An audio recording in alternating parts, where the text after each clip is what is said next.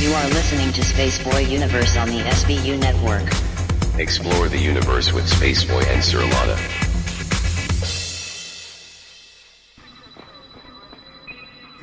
Minutes, 21 seconds. 5-second tone followed by a 1-second pause. You are listening to Spaceboy Universe. Okay, gang, let's go.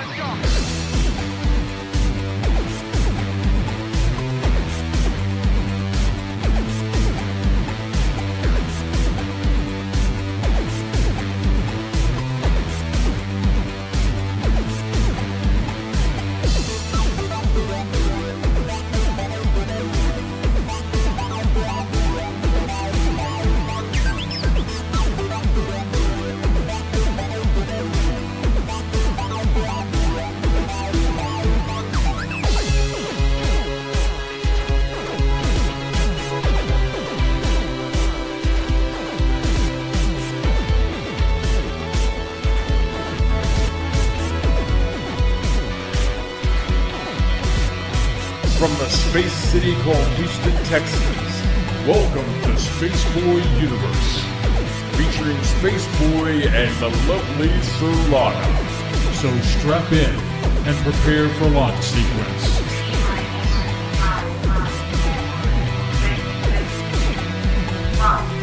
Greetings and welcome to Spaceboy Universe. I am Spaceboy, and across from me is the lovely Surlana, my co-host in this endeavors that we do, and I'm so glad that we're both joining you tonight. Tonight, speaking of, is 6/23/18. That's June 23rd, 2018, and we're going to be talking about our future in space. As always, you can follow us on Twitter. That's at the SB Universe. Follow Surlana at Surlana. Follow me, that's Spaceboy, at Spaceboy Music. And, of course, follow the show that brings you all this fine content, and that is at Spaceboy, what is it, the network? SB, I guess it's not important. How do you not know that? Well, I've abandoned the SBU network. Thank you very much, Holy Surlana. moly. Keep me honest. You know, if you're going to bring up any topics related to the show tonight, make sure to hashtag your tweets with hashtag SB Universe and hashtag Space Cadets. Hey, want to be with those Space Cadets? You can do so by going to spaceboyuniverse.com, click on the dancing chat bubble in the player, and that'll get you in with all the cool kids. Speaking of cool kids, you know, the cool kids are all over social media these days. You know, we're on YouTube, we're on iHeart, we're on, you know, just about everywhere. Just look for Spaceboy Universe when you do your search terms.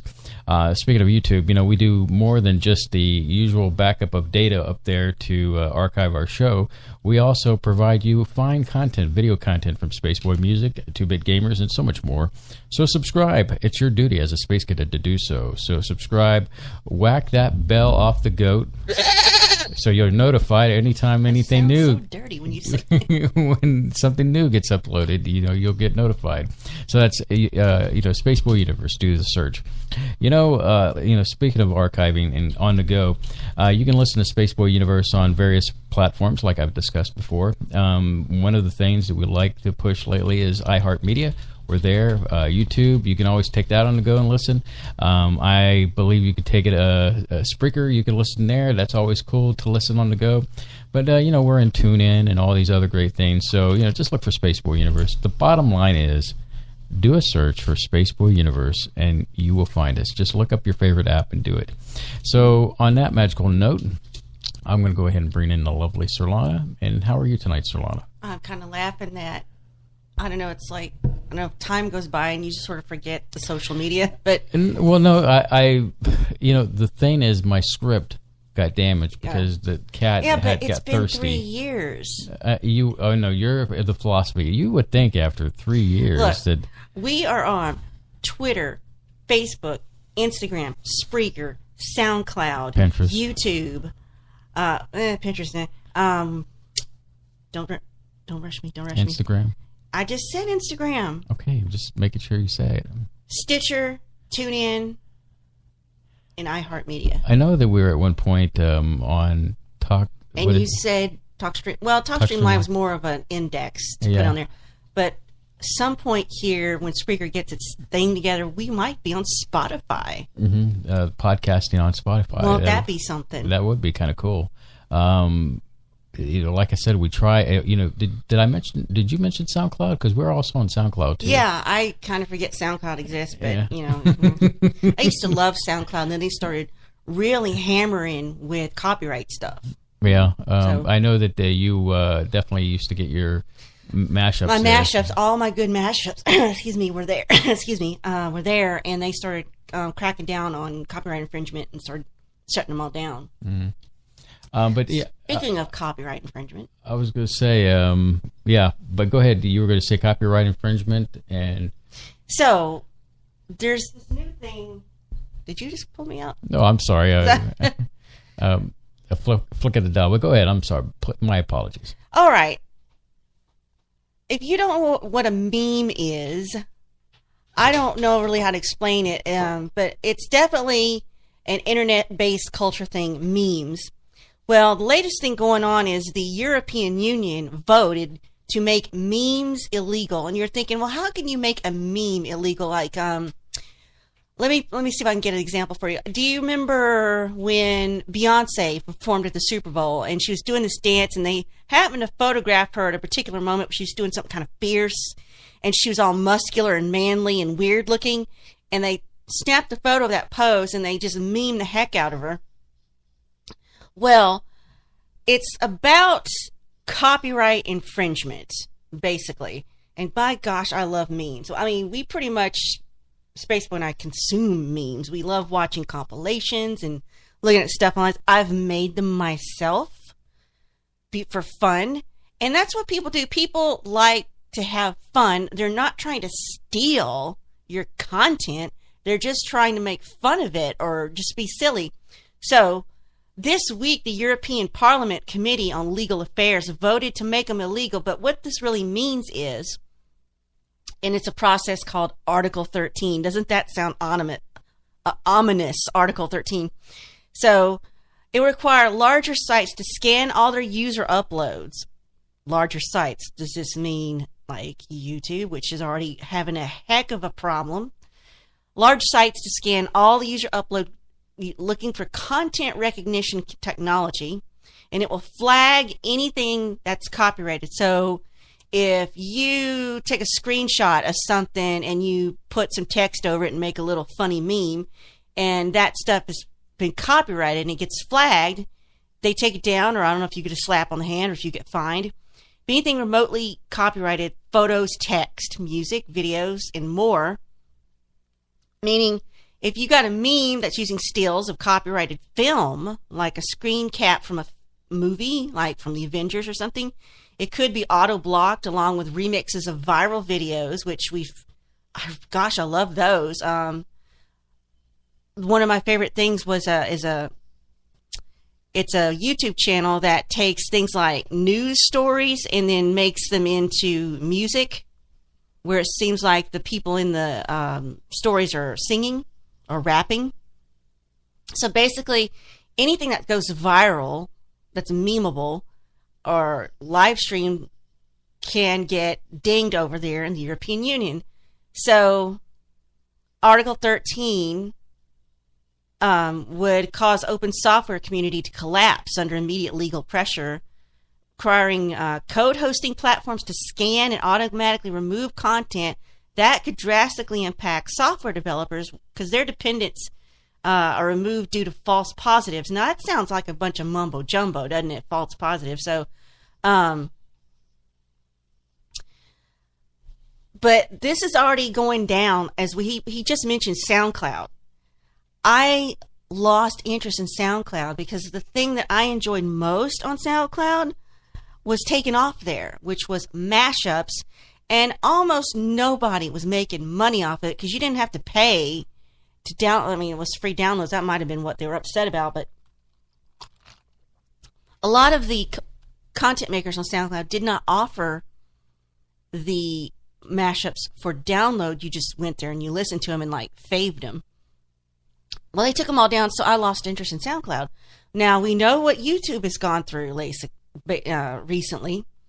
And so SoundCloud, YouTube, and Google Drive are using automated tools to check user upload content against a host of prohibited files. And so they'll issue a block or a takedown order. So if Article 13 will definitely create a barrier for smaller organizations and companies who don't have funds to invest in a robust automated filtering system. So, but it just seems like to me, this is going too far. I mean, people are not trying to make a buck unless maybe they're on YouTube trying, and it's a part of a monetized video.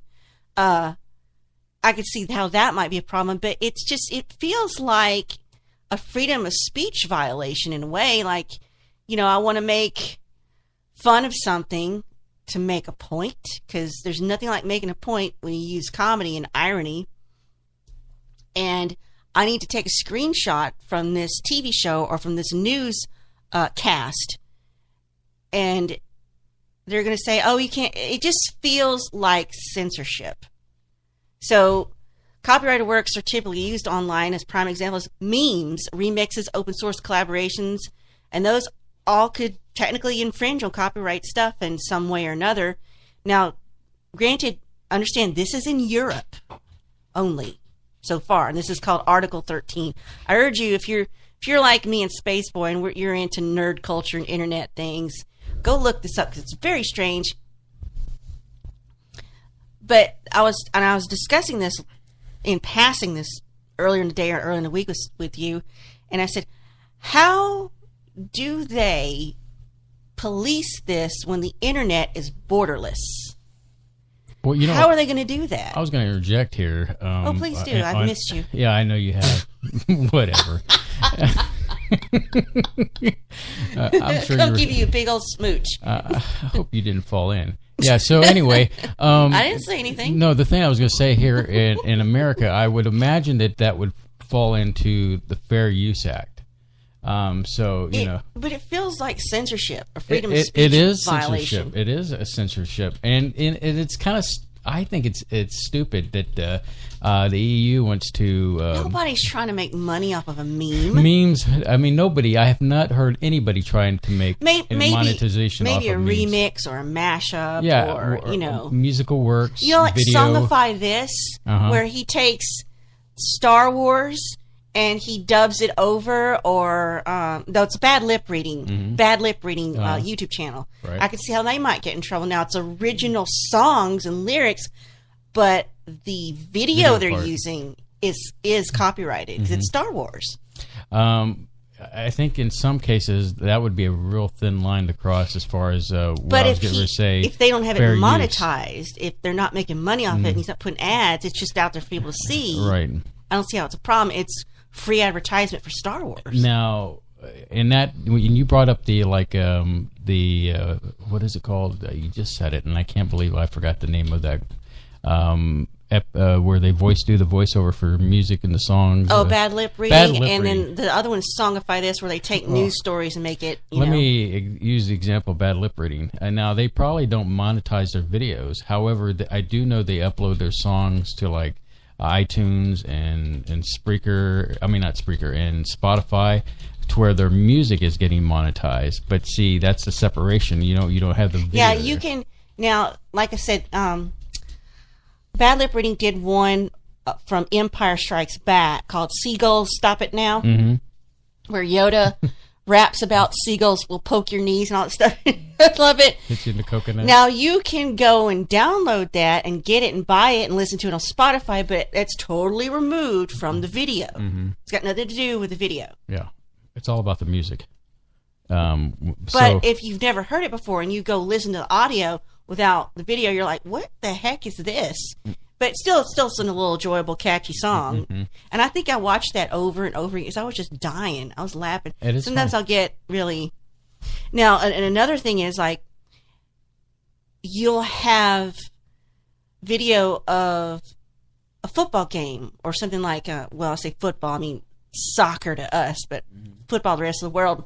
That one where they had this, I don't know, it was in Swedish or what, it was a commentator, and they were commentating on a soccer match, and they dubbed it, quote unquote, while they were trying. It's like somebody's trying to make out, who doesn't understand that language, is trying to make out what they're saying, and they just put all this crazy gibberish on screen. What the guy was actually saying is, you listen real close, there is Beckham talking about David Beckham, but I won't say what it sounded and like. On that he note, was saying. we're transitioning into some other meme. But anyway, like I said, YouTube is full of gifs with music.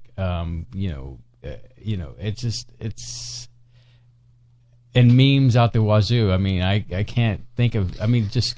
Well, it's saying the damage this might do to a free and open internet, as we know it, is hard to predict, but it could be substantial. So, and I just don't know how they're going to enforce it being like, other than if it's being uploaded to a server over there where they can get, I'm like, but what if you're using YouTube and, so, I mean, YouTube doesn't grab it, but anyway. So we I guess segue from that to the big thing. So yesterday I get home from work, and Surlana has been watching Thor Ragnarok. Let me just say this: it is an awesome movie, isn't it? Well, I finally realized, hey, I can watch it. I can see the part near the end that I missed when we went to the theater to see it, and I had an emergency. I think we both had separate emergencies, and we had to get up and go to the restroom and come back. So I thought, well, I might as well just watch it all the way through, because it's a fun, enjoyable movie, and I love Korg, the rock guy. And in me, I'm notoriously bad when I see something that I will. It's like I stop and I start to stare, and everything around me just disappears. You know what I'm talking about, right, Surlana? Where it could be an interesting movie, and all of a sudden, or a game, somebody's playing a game, and I'm like captivated into it, mesmerized. So I started watching it along with her, and the next thing, once we finished, is like, well, it's Friday night. I know we normally go to bed at 6 p.m., but why don't we head on over to the theater and watch we have not seen Infinity Wars, if you can believe that, because I have a terrible allergic reaction to crowded movie theaters and other people people sitting next to me in theaters. So I think it's about to leave theaters. It's probably on its way out. So we waited till the last showing last night, and we were alone in that theater up until like 10 minutes before it started, and then like all these people started coming. I'm like, dang it. But nobody sat next to us. We got the sweet spot where we put our feet on this railing. So I was glad we saw it, because like I said, I just finished Ragnarok because I'd missed part of it, and I had seen the first 20 minutes and the last 20 minutes of Black Panther, but I don't think Black Panther transitioned into Infinity War. It was just like another story. Whereas Thor Ragnarok did transition you into Infinity War, I think. Yes. Because it ends with them seeing Thanos' ship. Right, and then the next thing you know is the Avengers 4 opens up where Thanos is aboard the ship and pretty much killed everyone, and you have Bruce Banner. It's the Hulk. And the thing struck me about Bruce in this is he gets more and more. He's a little more cringy. You know what I'm saying? Like, he's not confident anymore. I don't know. He's definitely having issues with himself. His duality.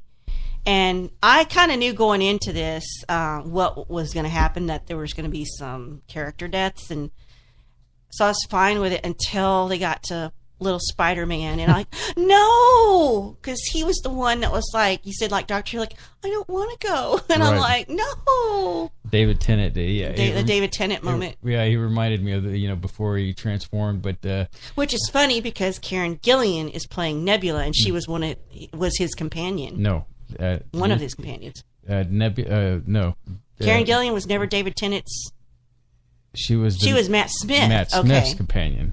See, I don't know enough about Doctor Who. That's okay. You leave me with the extra nerdy stuff, and I'll take care of you. So, but yeah, it was a good movie. I called it like the Empire Strikes Back of the down ending from Clerks. Yeah, like okay, so it ends on a kind of a cliffhanger. And everybody loved Empire Strikes Back, and it was the most like, what?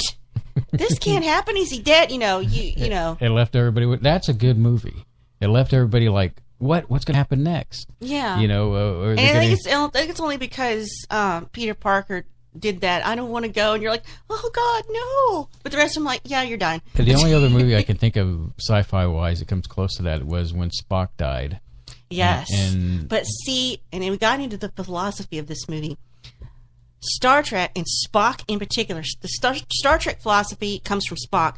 The needs of the many outweigh the needs of the few, and that is not the theme in Avengers.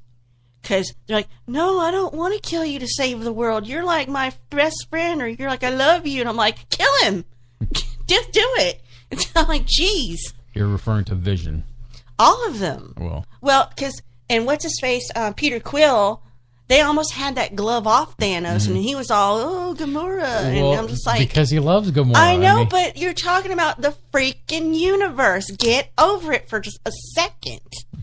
You know? Well, it's nice to know that if the universe depended on me dying and it was at your hands, you'd say, yeah, go ahead, you do this. No, I'd go with you. We'll both go out in a blaze of glory. Whatever. So anyway, but overall, you enjoyed it? Oh, yeah, because we were sitting there, you know, I was going, ooh, cool. So next you have coming down the pipe from Disney's Marvel Studios is Ant-Man and the Wasp, and that looks pretty fun. And that movie in particular sets up Avenger 4. After Infinity Wars? I think or before? I think it's probably why he's not in the movie. Why they're not in the movie. So well, because Black Widow said in Infinity Wars that I can't remember his name. His last name was Scott or whatever. Mm-hmm. Ant-Man's last name Scott or first name. He said Scott and Hawkeye took a deal with, I guess it was S.H.I.E.L.D. or whoever, the government, to stay out of everything and stay anonymous, so to protect their families. Well, here, let me kind of map this out for you, Surlana, is that Ant-Man and the Wasp will lay down the technology that will lead into Avengers 4. Now, also, we're going to get Captain Marvel, which... That was foreshadowed at the very, very, very, very, very, very end. This movie will take place in the 90s, and then we'll kind of... Dial-up modem, yeah! We'll find out, where she's been all this time, and what they're saying is Captain Marvel will take over the Avengers as the head of Avengers, which means that... A woman's in charge. Which means that... one major character is definitely going to die. In the comic books, you've had Captain America die, and so you have the guy that plays him. Actually, he's ready to go. He's done his. Chris Evans. Yeah, Chris Evans has done his thing, and I imagine so. After I enjoyed the work of Chris Hemsworth as Thor and Chris Pratt as Peter Quill on screen together. That was magical. Mm-hmm. But speaking of all this Disney stuff. Comcast did this counter offer to buy Fox, and Disney, it was way over what Disney says. So Disney has upped its bid to buy Fox for $71.3 billion. That's billion with a B. So,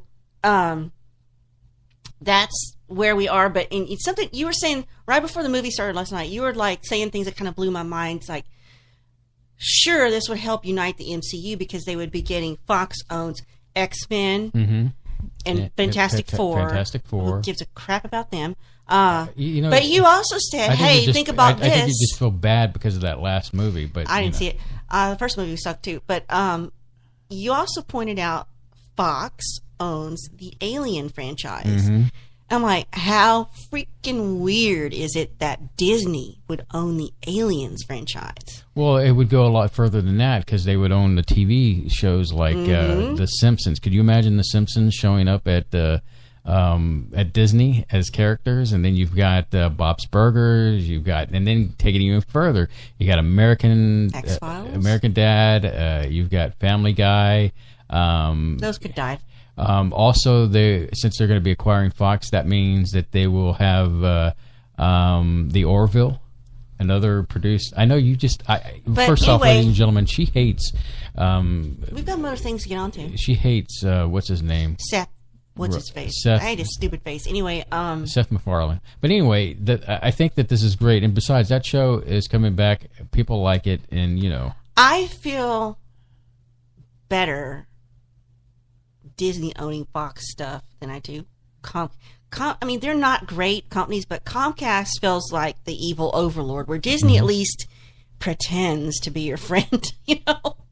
But, yeah, it's still up in the air, and it's been real interesting. And, just real quick, MTV might be rebooting Daria and The Real World. Kind of interesting. Let's see what else real quick. Now, we were just talking about, you know, copyright infringement and stuff, and so in that whole world of fake news and things like that, Adobe is using machine learning, or AI, to make it easier to spot photoshopped images. And what a great thing this would be, because you know how you can go to Snopes.com to verify news stories and things like that, and like, nope, this is false. Well, now maybe we'll have a place to upload an image, and they'll say, yep, somebody manipulated this. So it's so easy to fake things with images and videos now. So tools are being developed by Adobe that can automatically spot when something's been manipulated, and they showcased it at a conference, how it's called digital forensics, done by humans, can be automated by machines in less time. So it's an early stage research project, but it helps monitor and verify digital media, which is what we're desperately needing now. I mean, there's more there, but I won't waste our time with that. And also, Facebook is reporting working on a Your Time on Facebook feature that will show you in detail how much time you spend on Facebook. That might be good for parents and guardians who have young teens and youngins that need to keep that way. But people like you and I, what does it matter? I keep Facebook open on a tab in my browser on the computer, because it's the only way I can access Messenger to talk to Leanne, who's the only person that talks to me. And I need to be able to, you know, she keeps me sane during the workday. So she's the only person that talks to you. You don't count. Okay. Because you're busy. You don't, you know. You know, but when I do call you, it's, you know, or talk to you. Well, it's on the way home where we've got time. So, but... And last thing is, Jake and Logan Paul are supposed to be in this boxing match with two reciprocal idiots over in the UK who are also idiot YouTubers who I've never heard of. It's they're upset that no one's taking this seriously and is not interested. They think this fight is a joke and they're not into the YouTube community. It's going to be the biggest internet event in history, says the younger brother, Jake Paul. And the rest of us are going, what? The ticket, that's counterparts KSI and DEJI. I don't know how to say his name. So these YouTubers are going to noodle around in a ring, and none of them are boxers. They don't even know how to fight. It's just going to be a bunch of whack jobs throwing jabs at each other. So I just want to mention, because I think it's sad and funny that he's continuing, Logan Paul's continuing to get out there after that whole Chinese forest debacle. Japan. Sorry, that's Mount Fuji. I want him to go. I don't want anything terrible to happen to him, you know, of course. I just want him and his brother to go away. It'd be nice if they would just both go away and not make any money off of their face or their stupidity. But that's too much to hope for. Anyway, I guess on that magical note, we're at the bottom of the hour, and as always, we play a little break, and it gives you a chance to refresh your beverage or pop a leak in your waterbed, whatever comes to your fancy. So we'll be right back after this.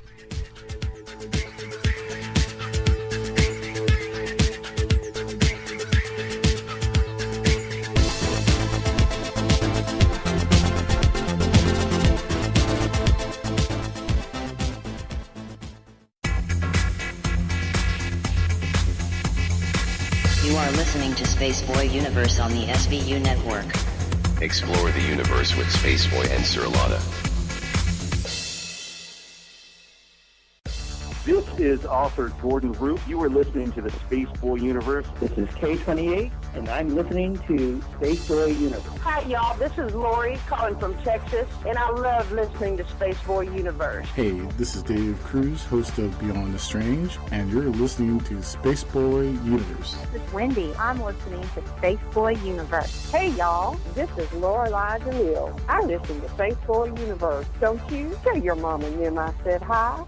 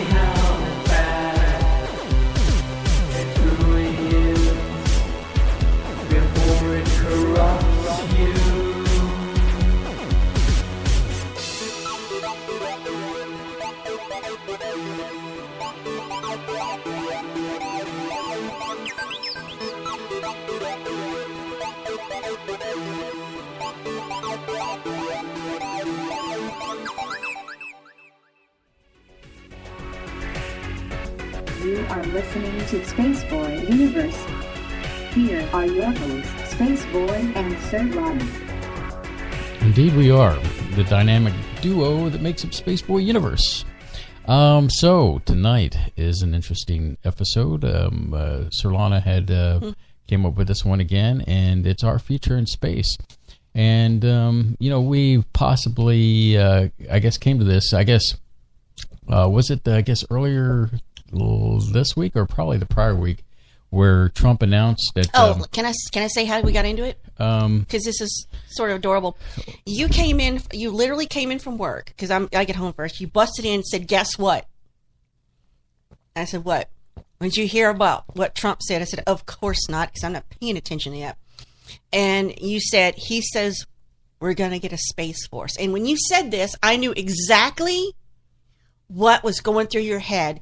You're thinking this is going to be Starship Troopers, and I know you want Starship Troopers to be real. No, you keep saying Starship Troopers, and that's not necessarily the thing. Now, the thing is that first off, he announces that Space Force, and I'm thinking, cool, because what does that mean? It means, what do you call somebody who's a newbie training for the Space Force?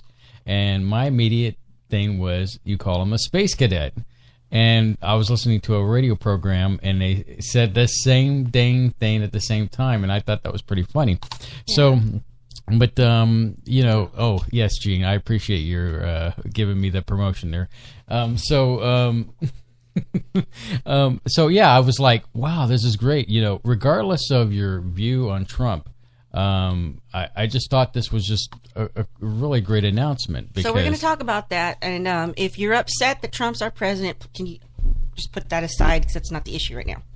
Anyway, so we've got this it's going to be, if this were to be a thing, right? This is going to be the 6th branch of the U.S. military, and I don't know if it would be called Space Force, right?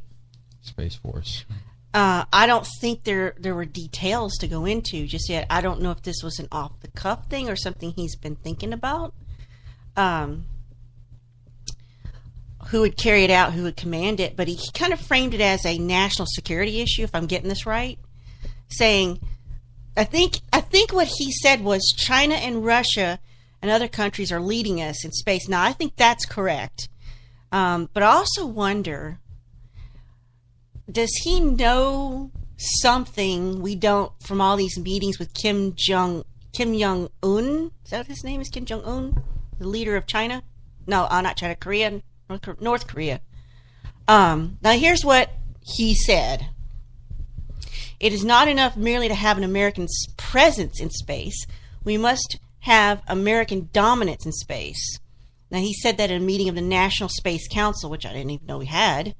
And importantly, he's directing the Department of Defense, the Pentagon, to immediately begin the process to establish a Space Force as the sixth branch of the armed forces. So we're going to have the Air Force and we're going to have a Space Force, separate but equal, going on to something. So, but the thing is, from what I've researched so far, Congress is not on board with this yet. The U.S. Strategic Command head, General John Hyten, Hyten, Hyten, in March of this year said that someday we'll have a Space Corps or a Space Force in this country, but I don't think the time is right for that right now. And Senator Bill Nelson of Florida said, who opposed this last year, Nelson said in a tweet that now is not the time to rip apart the Air Force. And I was like, well, what does he mean by that, rip apart the Air Force? Well, it turns out the Air Force has a Space Command section, and I didn't know this, but it makes sense. It's a Space Force that's already out there.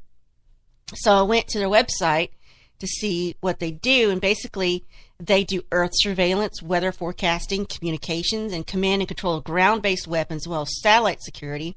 And I go to their website and see what they said. They provide space and cyberspace capabilities for the joint force of nations. They're located in Vandenberg, California. They have 24th Air Force, 14th Air Force Space and Missile Systems Center, Network Integration Center, Spectrum Management Office, space capabilities. They can control all of Department of Defense satellites. There's satellite operators, ground-based radar, space-based infrared systems, cyberspace capabilities. So you were asking me, do we need a cyber command? Well, they've got all of this already in our current Air Force. And I guess I was kind of aware of that, but not, that they did so much. So I'm thinking now, is he wanting to extract that out of the Air Force and put it in its own force, the space part? So what would they do? In a military sense, a Space Force has been discussed as overseeing the next war fighting domain of space, similar to sea and air and land domains, involves satellites and new technologies used in space. So I guess is Trump trying to look at this from a strategic defense, offense, security thing for us? And we're saying we're woefully behind Russia and China because are they doing something up there already that we're not doing, that we need to be doing in prep? So what our Senate thinks about this is in the House National Defense Authorization Act seeks to establish a fighting force housed within the Air Force, which would be dedicated to space war fighting, giving it less autonomy than a separate force would. It also require the Secretary of the Air Force to increase the number and improve the quality of civilian and military space cadre, submitting a report to Congress on its plan by next March. So something is in progress, but I don't know if it's a separate space force. The Senate bill has no language on a space force, but the aide said that they provided a significant homework assignment for the Air Force to focus on. Air Force Space Command is the single authority for all decisions related to space security. The committee is waiting to see what comes out of the department on that. So something has been in the works, I think, before Trump ever made this announcement. Now, I don't know to what end it will all happen, but the idea of this Space Corps has already been in the news, like in 2017. July, our House of Representatives passed some legislation that said the Department of Defense needs to create a Space Corps as a new military service, but housed within the Air Force. But the Pentagon, Trump's Pentagon, opposed it. So I don't know if this is just something that was lurking in the back of our president's mind or what, but it said that they proposed the Space Corps would absorb the duties of the U.S. Air Force Space Command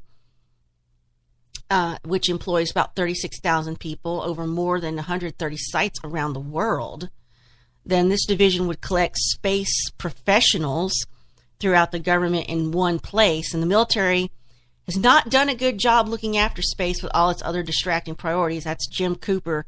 He's a Democrat from Tennessee. He says it's just not getting the attention it deserves. Now, the president's view of space is a war-fighting domain is in line with what many Air Force officials have said since he took office. It's not clear what, if anything, Trump's accidental pivot means for our future. And I don't know what they mean by accidental pivot. But my question is, was this prompted by what Russia's doing? Because Russia is kicking butt in space stuff. Russia has 130 spacecraft, civilian and military, performing communications, doing navigations, geodetic surveys, meteorological reconnaissance, and intelligence gathering missions. That bothers me. I guess this is Putin or just Russia's philosophy, says that having military capabilities to counter space operations will deter aggression by other space-enabled adversaries and will let Russia control the escalation of conflicts if deterrence fails. So they have military capabilities in space to include strikes against satellites or ground-based structures from space. Russia also recognized that space industry is responsible for space research, design, and production. So it sounds like they're way ahead of us. And it wants to do even more in space. And it seems like they're more of the authority on that type of thing right now, which is worrisome for me because maybe they don't have the best philosophy for running a country, Anyway, I shall pause to let you have your rebuttal.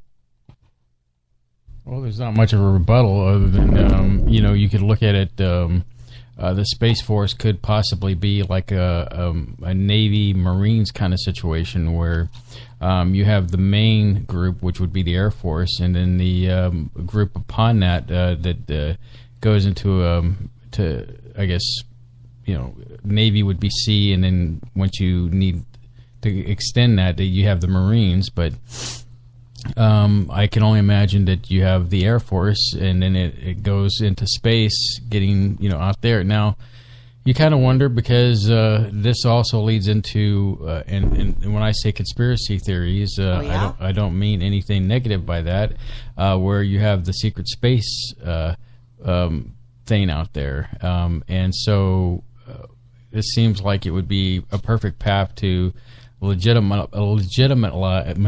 God, I can't even speak. I know, you get that tongue. To make it legit, as far as, hey, we got a space fleet.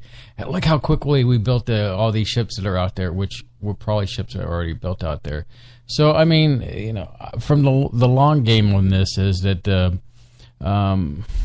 it sounds cool to have this separate military, but I don't care if it's separate or it's part of this.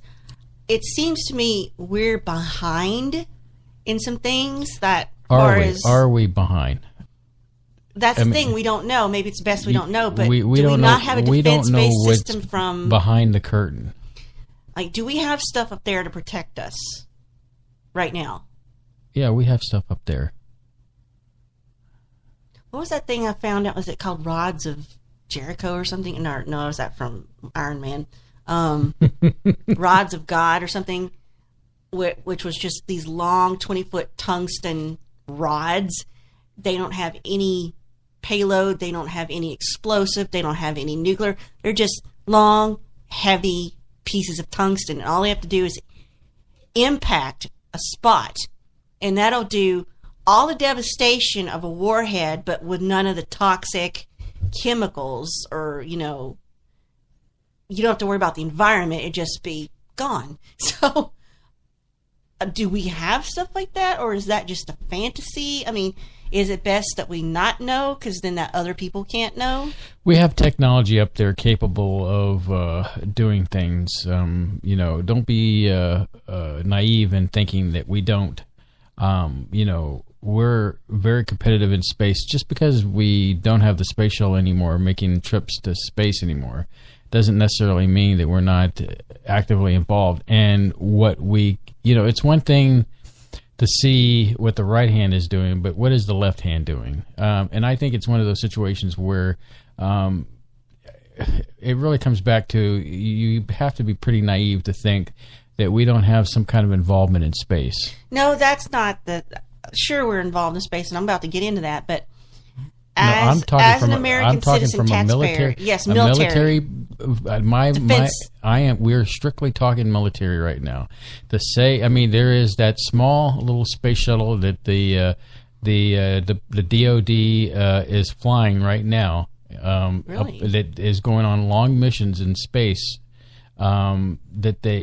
Are you familiar with that? The small, I can't remember the model, but it's not a very big craft, but it's big enough to carry a small payload of something, and it spends enormous amounts of times in space, and then it comes back, and then they whisk it away and do whatever they need to do, pull whatever cargo they've had on it, So, yeah. So then, if you say we do have this stuff up there, what is Trump talking about? Do we need more, or is he doing something different? I think that. He's talking about more defensive military. Some may joke and say, "Well, he's played too many calls of duties of being on the moon and space and zombies." But on the other flip side, I just think that it's a big universe out there, and to deny the threats of what's out there. I'm more concerned about others on the planet. Yeah, you look from a human point of view. You don't. I don't trust humans more than I trust some unknown thing. The fact is that let's look at it from this perspective. You've lived your whole life here in the United States, but let's say you were going to go on a mission to the Congo, if you will. You have humans, you have animals, you have plant life. It's almost like, you want to go prepared to protect yourself for any kind of threats that you might encounter. Mm-hmm. And this is the same thing with, I look at is you're going into space, and as we start to reach our hands across into space, into the galaxy, if you will, we have to be prepared for all sorts of threats. Space madness. So, and if you don't believe in aliens, that's fine. But what about life, plant life? What about bacteria from other planets? There are going to be situations where people get killed from viruses, stuff like that. But I'm talking about animal life. I'm sure if there's not alien life, like a lot of people imagine, simpler organism. You're having a time tonight, aren't you? I am. I'm getting very frustrated right now. That kind of life, animal life, and we have to be prepared. That's like the movie of the same name, Life. For example, you have venomous snakes. You have scorpions. You have different insects on our planet that are dangerous. And that something could very well be conceived out there in the universe. So the space force that I'm thinking of is more, military. You know how they say to protect foreign and domestic. Well, how about terrestrial and non-terrestrial? The space force. But I'm trying to think. How does that work logistically? Like, okay, so if you want to put. First off, I'm not drunk, sis.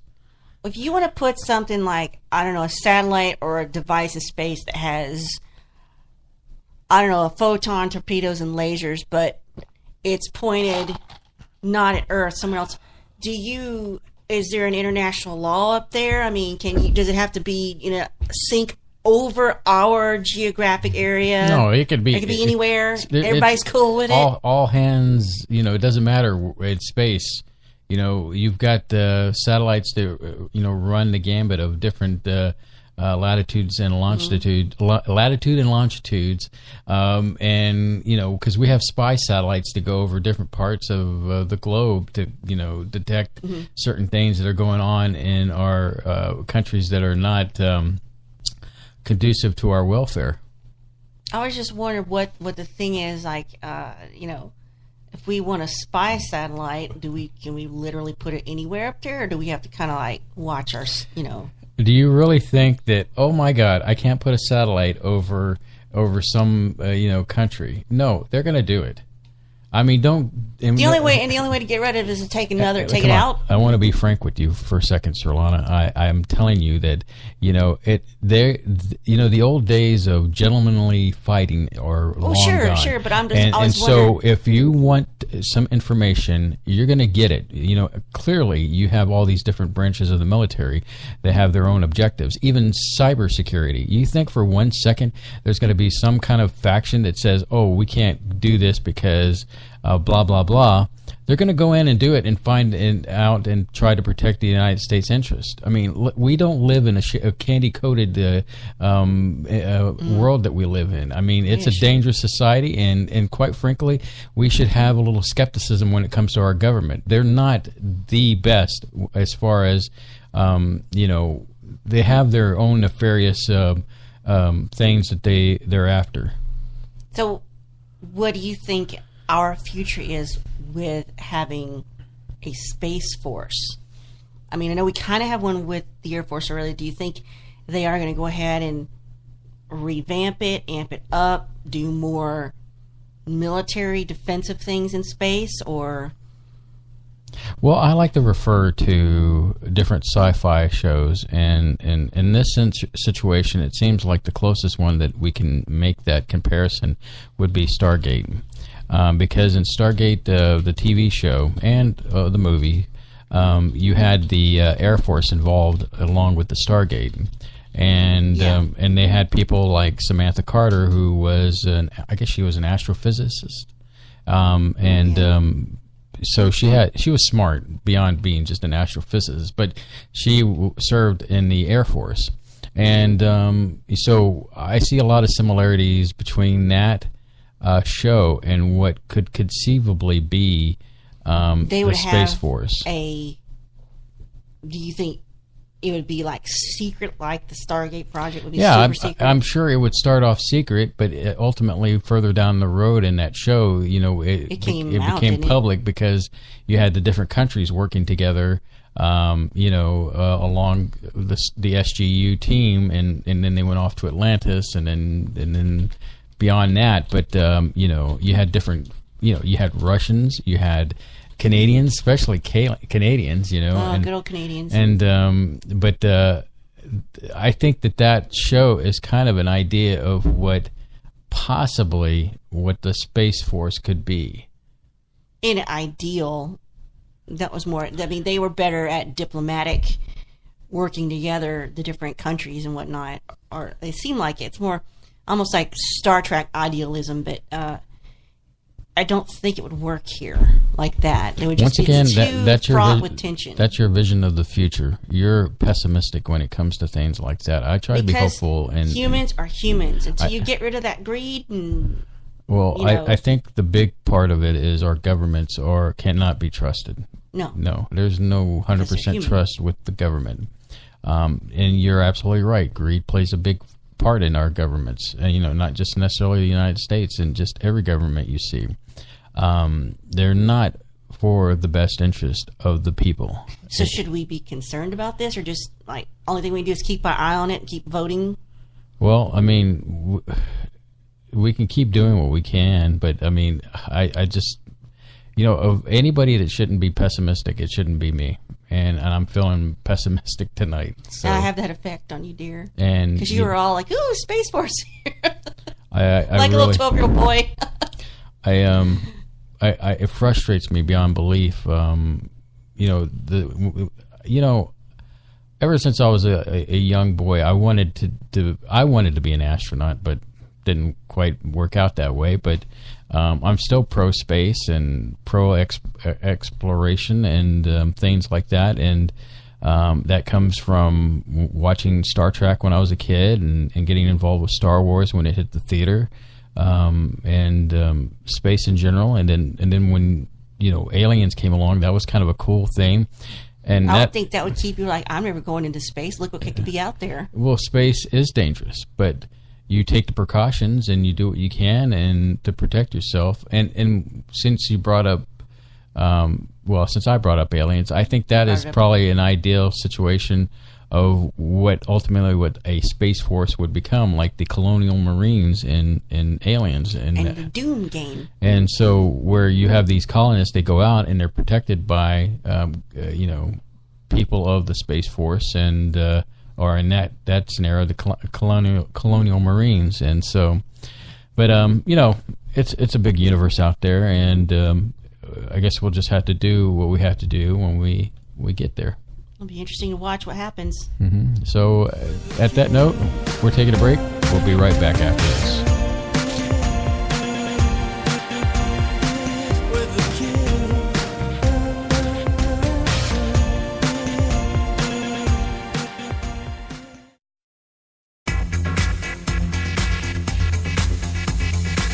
You are listening to Spaceboy Universe on the SBU network. Explore the universe with Spaceboy and Surlana. Hey, Surlana! What? If Spaceboy Universe was cheese, would you eat it? Come on now, it's a simple question. Maybe? SpaceboyUniverse.com.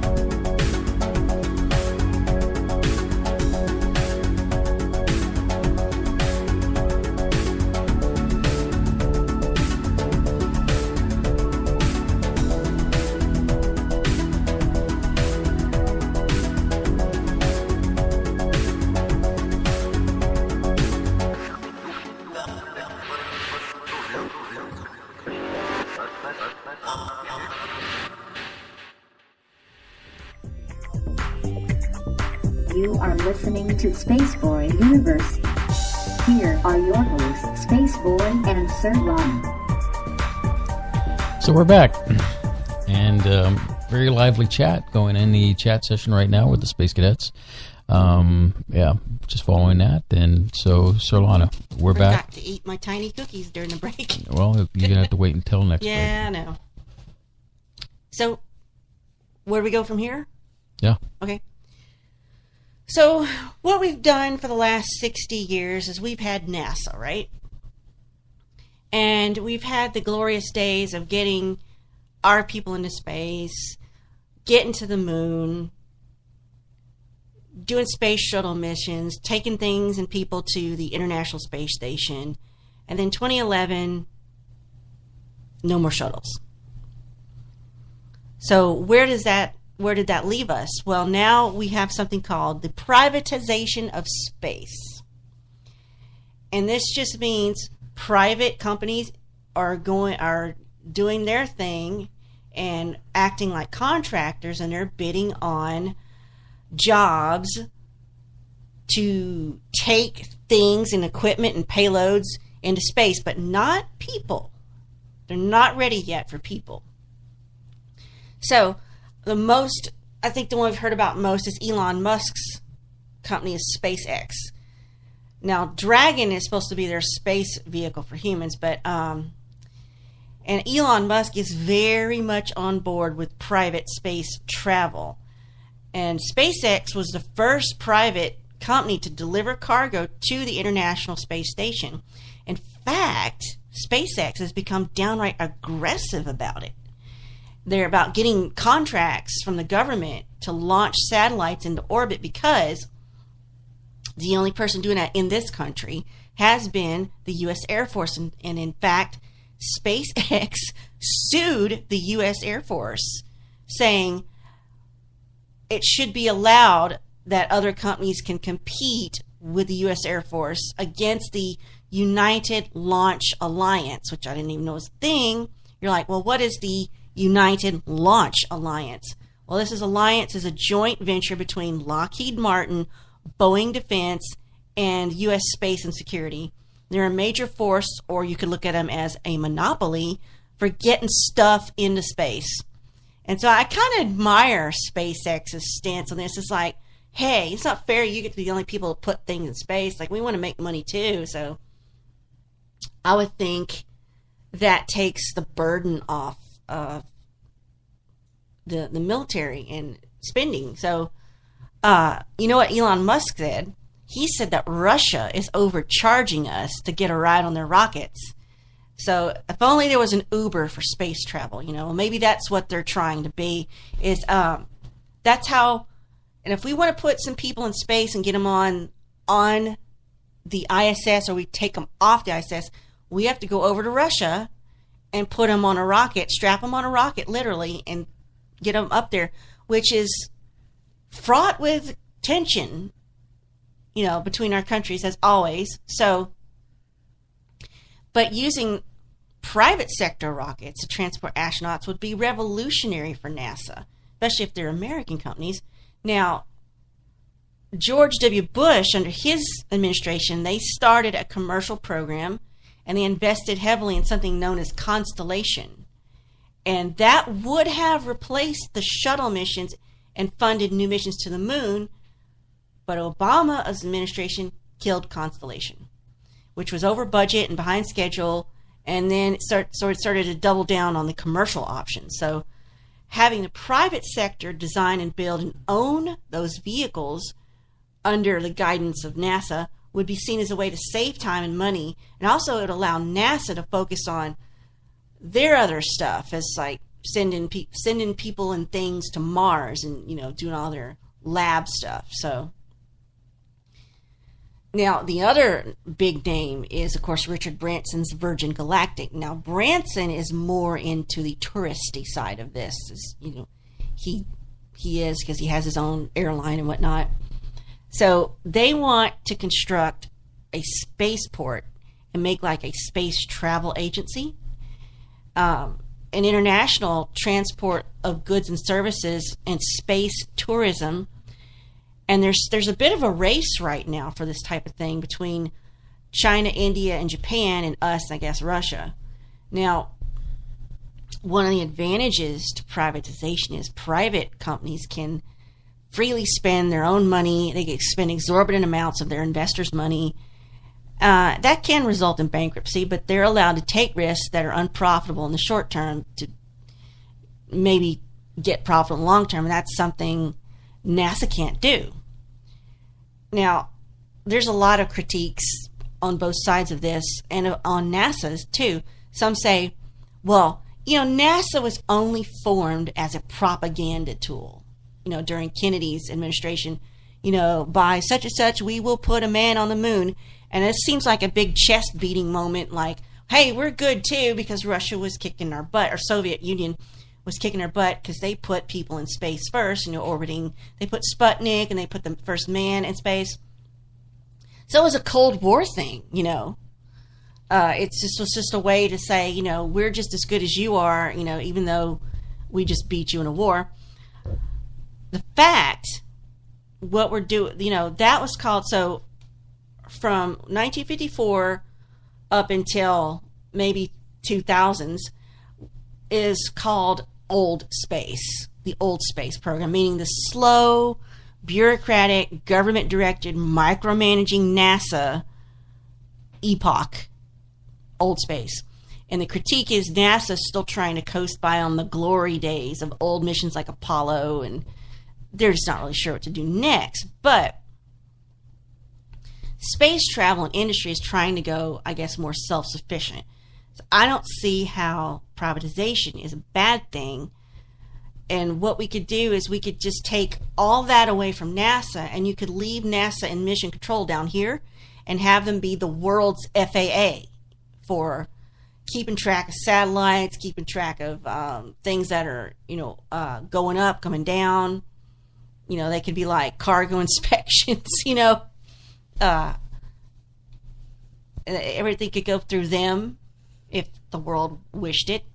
We could have like sites in other countries, Kind of like airplane pilots getting their licensing, but pilots to go into space. Mm-hmm. We can have training facilities here. I mean, there's all kind of things we could be doing that would relieve NASA the burden of the expense of running things in space and just be the actual administration,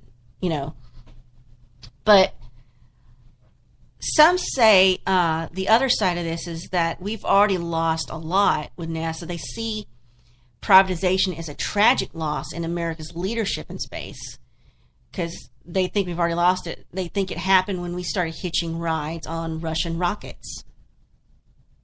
But now we're in the new space era, which is commercial, imaginative, and one critic said even starry-eyed and delusional. Which I like this quote, though. They say this era we're in with the new space and privatization trying to, take over some of these tasks, all of it is still in the PowerPoint stage. I love that freaking phrase because it's like saying it's still on the drawing board. Mm-hmm. So there's no more drawing board. It's all in PowerPoint now because, I have this great presentation of this idea, but it's not implemented yet. We haven't done it yet. Here's just the idea of it. Don't I have a pretty presentation? Yet, what's actually going on? Some things are actually happening. SpaceX has taken over the management of Launch Pad 39A from NASA for the next 20 years. Historic Launch Pad 39A, the first and last launches of the Apollo moon missions were there. So SpaceX is going to operate and maintain that launch pad at its own expense. So I thought that is really kind of cool, So they achieved their first, SpaceX got their first successful launch and payload delivery to the ISS by a non-government entity. So they were the first company to get some stuff up to the space station. Its rocket they used, a Dragon, is many times cheaper and more fuel efficient than anything ever produced by NASA. And within 3 more years, it's expected that SpaceX is going to be carrying astronauts into orbit, and they are determined to provide the craft to return men to the moon later in the decade and to be among the first to carry explorers and tourists to Mars, which I know NASA was wanting to do, but I feel like SpaceX is like, they've got the time and the drive and maybe even the money. I don't know if that's true or not. But it's not, excuse me, it seems like NASA might be wanting to transition all lower Earth orbit activity to the private sector, like, I guess this would be launching satellites, satellite repair, bringing them down, low Earth orbit experiments or labs. They could do more when it comes to running the ISS, but the thing about the International Space Station is it takes $3 to $4 billion a year to run the ISS. And the current private sector space business doesn't have that kind of money or staff to handle, like if they try to take over all the operations for ISS. They can't do it. But what these private companies like SpaceX and Virgin Galactic and whatnot, what they could do is create their own lower orbit vehicles and stations and platforms. They could create labs in low Earth orbit to test what we need for exploring other parts of our universe, like going to Mars, microgravity experiments, tourism, launching platforms, in space manufacturing. The problem is, as far as humans go, no one has come up with a feasible, ready to move in habitat in space. None of these private companies have it quite yet. But it's not clear, speaking of the ISS, that's not going to last forever. You got to think that some of those modules, the ISS is made up of different little compartments or modules, right? And it was started in the 80s and 90s, so this stuff, some of that stuff there is pretty old. Now, companies could continue to operate certain elements of the ISS as part of a future commercial platform. So maybe the industry can't take over the ISS, but these companies could take over parts of it, breaking away modules to use their own. But the problem with that is it's the International Space Station. So you've got like a whole issue of diplomacy. Surlana, I don't mean to interrupt you here, but I need to step here over this side here to handle a bug hunt. Okay. All right, so continue. All right. But anyway, the issue with trying to take over the ISS to keep it going, keep it alive, is the international diplomacy. You've got all these different countries who also have their modules, and it's all operating within, good standing with each other. But if you get a private company coming in, you're no longer under a government rule, so that's fraught with diplomatic, and that noise is he's looking for an insect to kill. That's what you hear, all that shoving around over there. Now, this is what I found out about the ISS.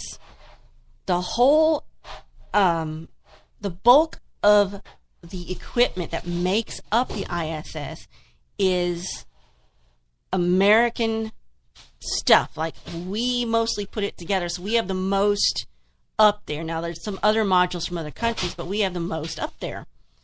Now, one of the things that we do have going for them is Bigelow Aerospace, which is right here in Houston.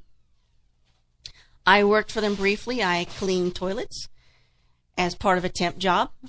So now Bigelow Aerospace specializes in inflatable space habitats. They've already demonstrated that they can have these habitats hold up in space over time. One of their prototypes is called Beam, B-A-M, Beam, and it has been successfully attached to the ISS since 2016. And Bigelow also plans to launch the next generation standalone habitat, B330, in 2020 or 2021. So more of these ventures, if they're successful, could really help NASA hand over reins to some of these things that are so costly. but then you've got the back end of like diplomatic issues. But more companies could create these modules and have them function.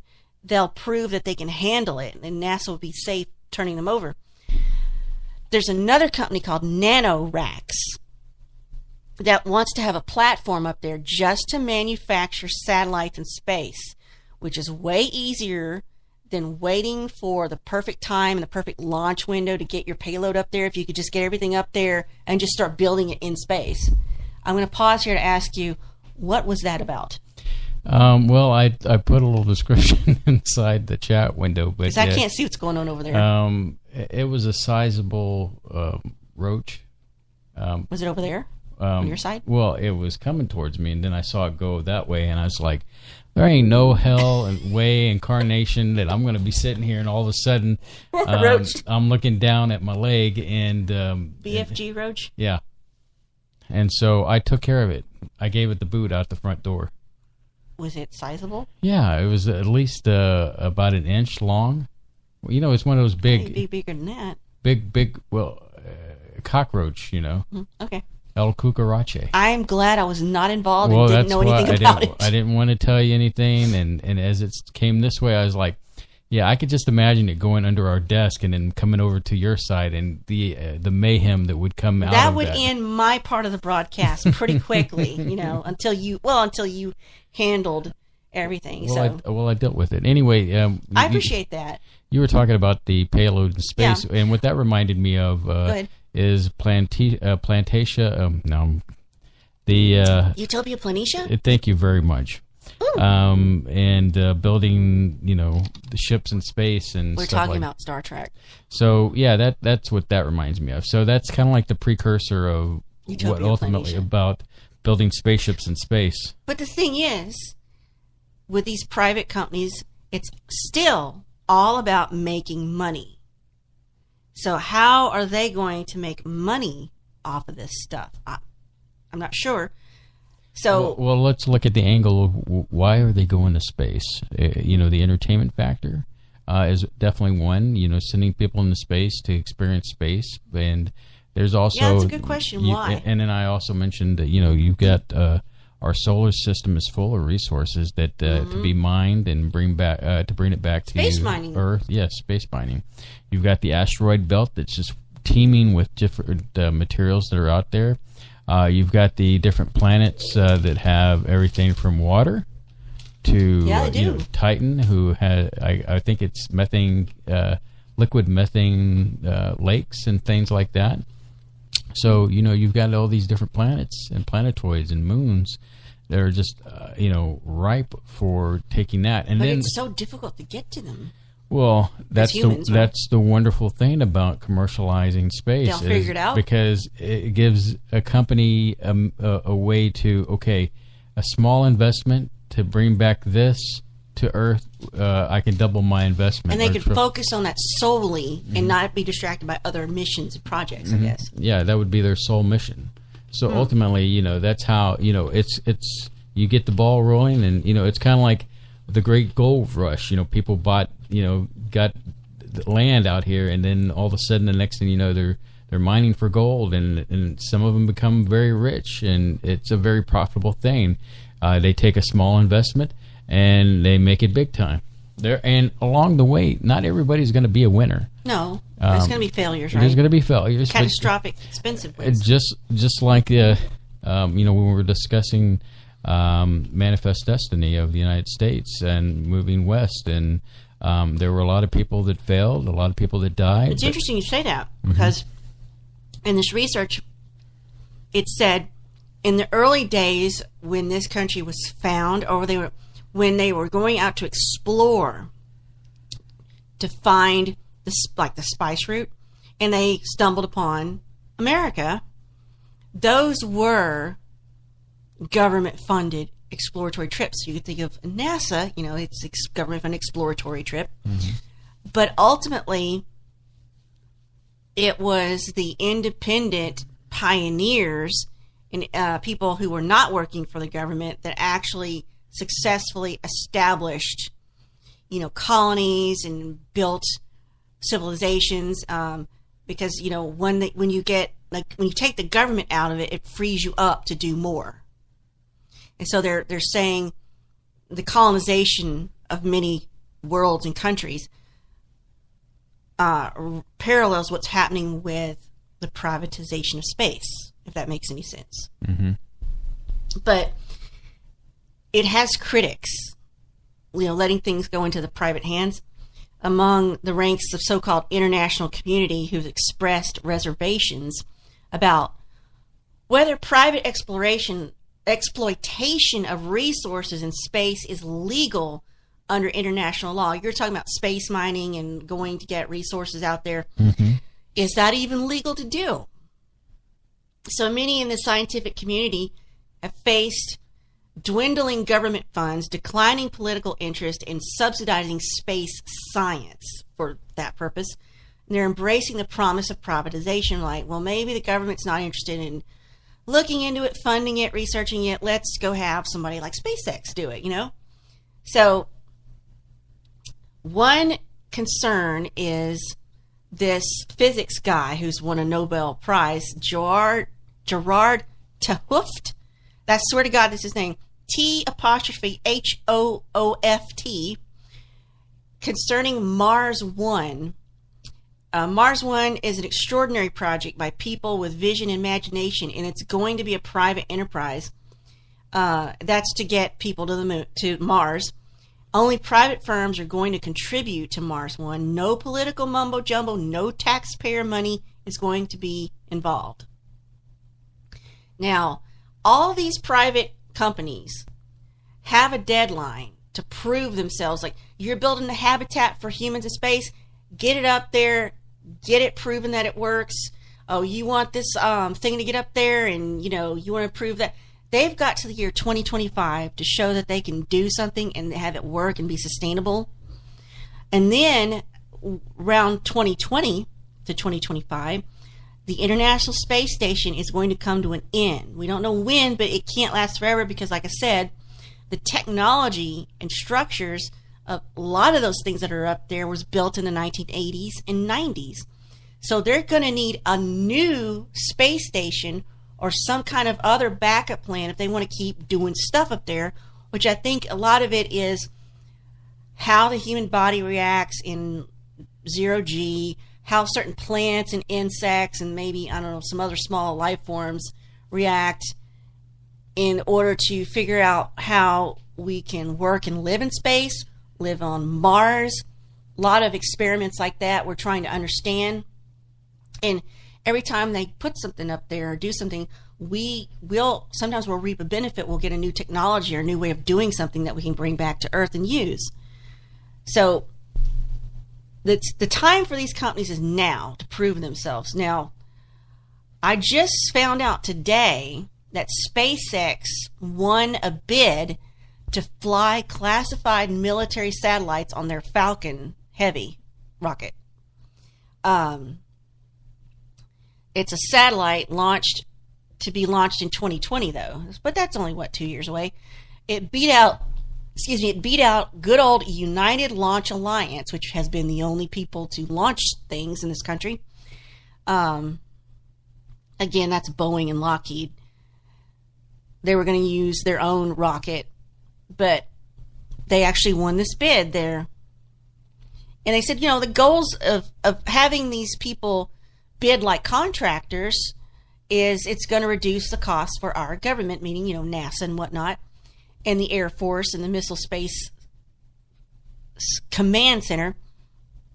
SpaceX fits the mission of delivering resilient and affordable space capabilities to our nation while maintaining assured access to space. So that came from the Commander Lieutenant General of the Air Force Space and Missile Systems Command Center. So he approves of it. He likes this idea because the average price tag for the Delta IV is the Launch Alliance's rocket.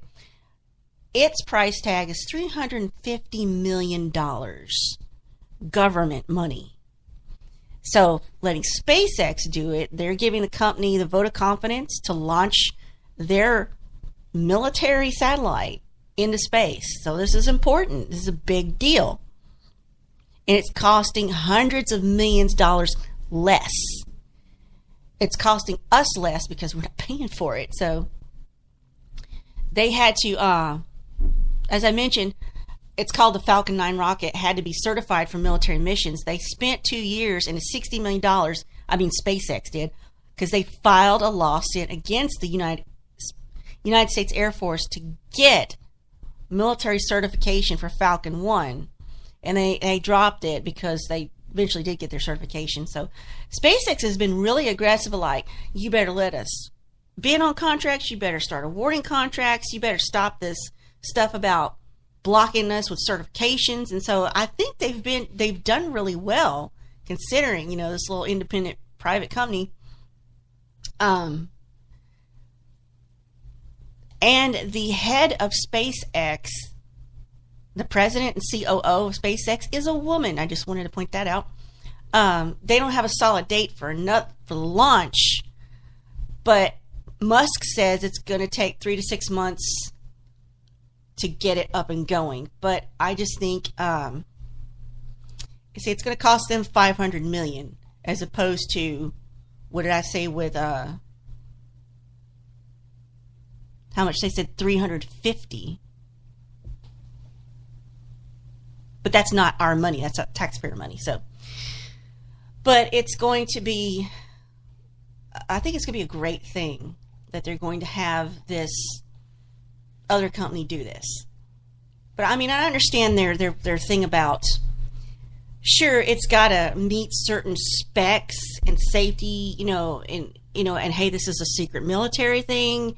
They probably have protocols on, like, you can touch it, but don't, like, peek in there. I don't know what that, but I think it's great they're allowing this to happen. Now, if they would just take that money they save and put it in sensible things, well, we won't get into that. So, Rocket Labs is another company, and they have a way to make their first commercial flight. And I guess when we come back, Surlana, after our next break here, we can talk about that. You're listening to Spaceboy Universe. I'm Spaceboy, and she's Surlana, and we'll be right back.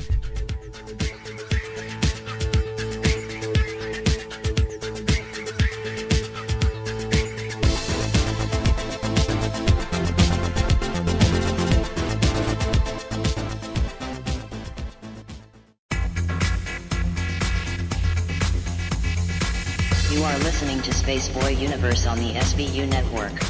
Explore the universe with Spaceboy and Surlana. The epic battle begins this Friday. Direct from ringside at Laser Death Melt. It's Bot versus Bot in Galaxy's 2-ton weight championship, where your challenger, Good Bot, will face the reigning champion, Bad Bot. You're terminated. Reserve seating starting at $30. 2-drink minimum, where ladies don't get in free. This is an SBU production. You're listening to Spaceboy Universe.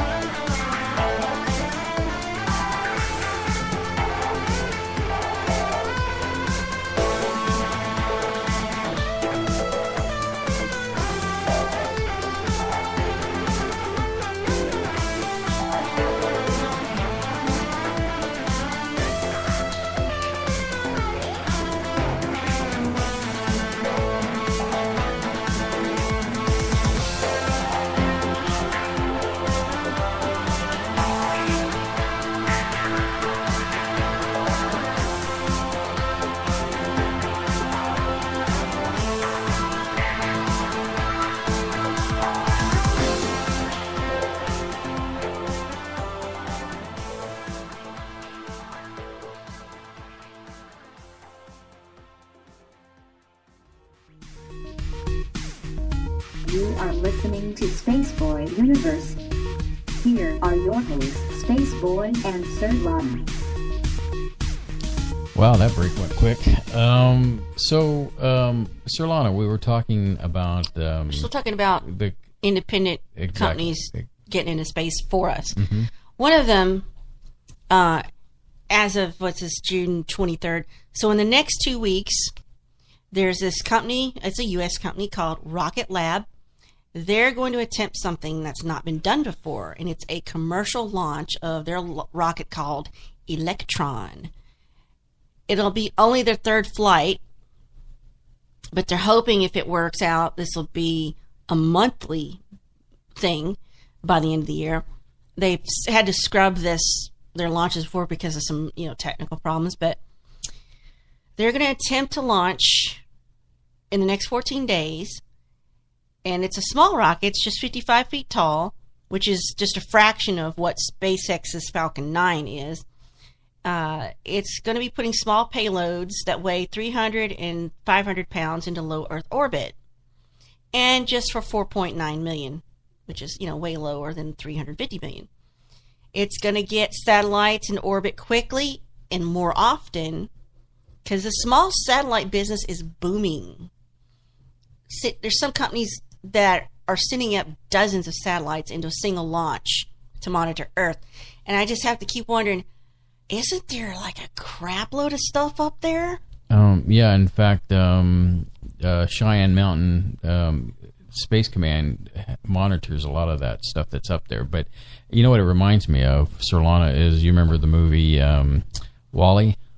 I love that movie. And when he's finally on the spaceship taking off from Earth, and you see Earth, and it's just covered in like dust and satellite dirt. Yeah. So it's going to get to a point where it's a serious issue because you've got all these near Earth objects, these satellites, and at the end of the day, we need a better way of cleaning these ancient satellites up. It's funny because I was watching scoop them up the big net.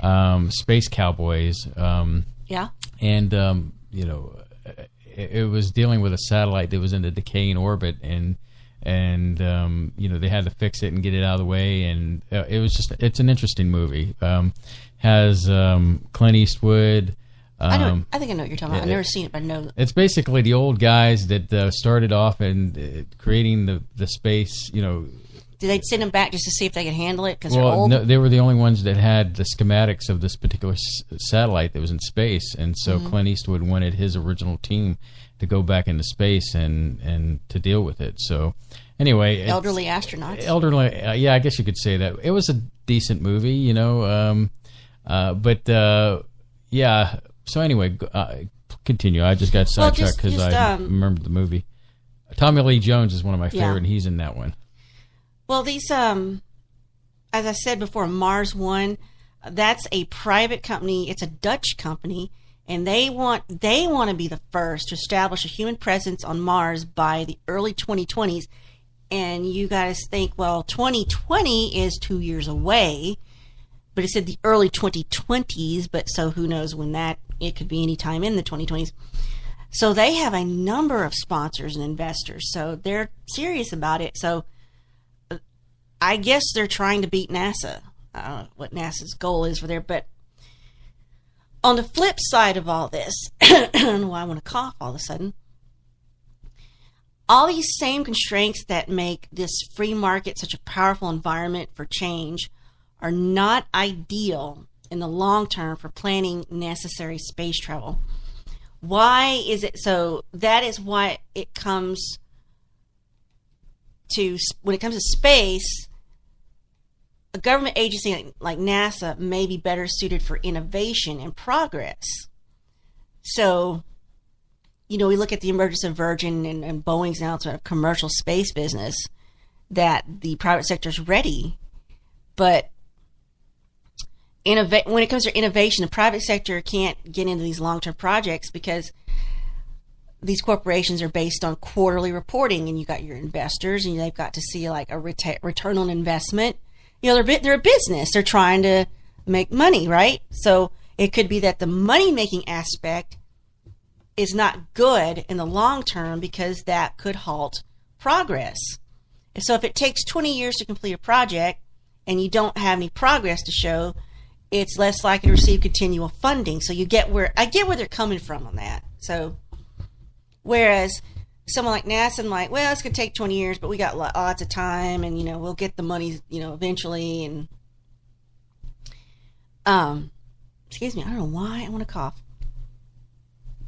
So cost, going back, the other options can be prohibitive. So I can see you've got arguments on both sides. Well, it's best to leave it all to NASA and the government. You got your regulations, you got your built-in diplomacy with other countries. It's established. They already know what they're doing. They're already certified and trained. But on the other hand, private industries takes the burden off of your cost. But on the other hand, they're newbies. They don't have all the training and all the certification. They don't know all the, stuff that NASA already knows. So government agencies like DARPA have an advantage over the private sector. They can be more concerned with results than costs.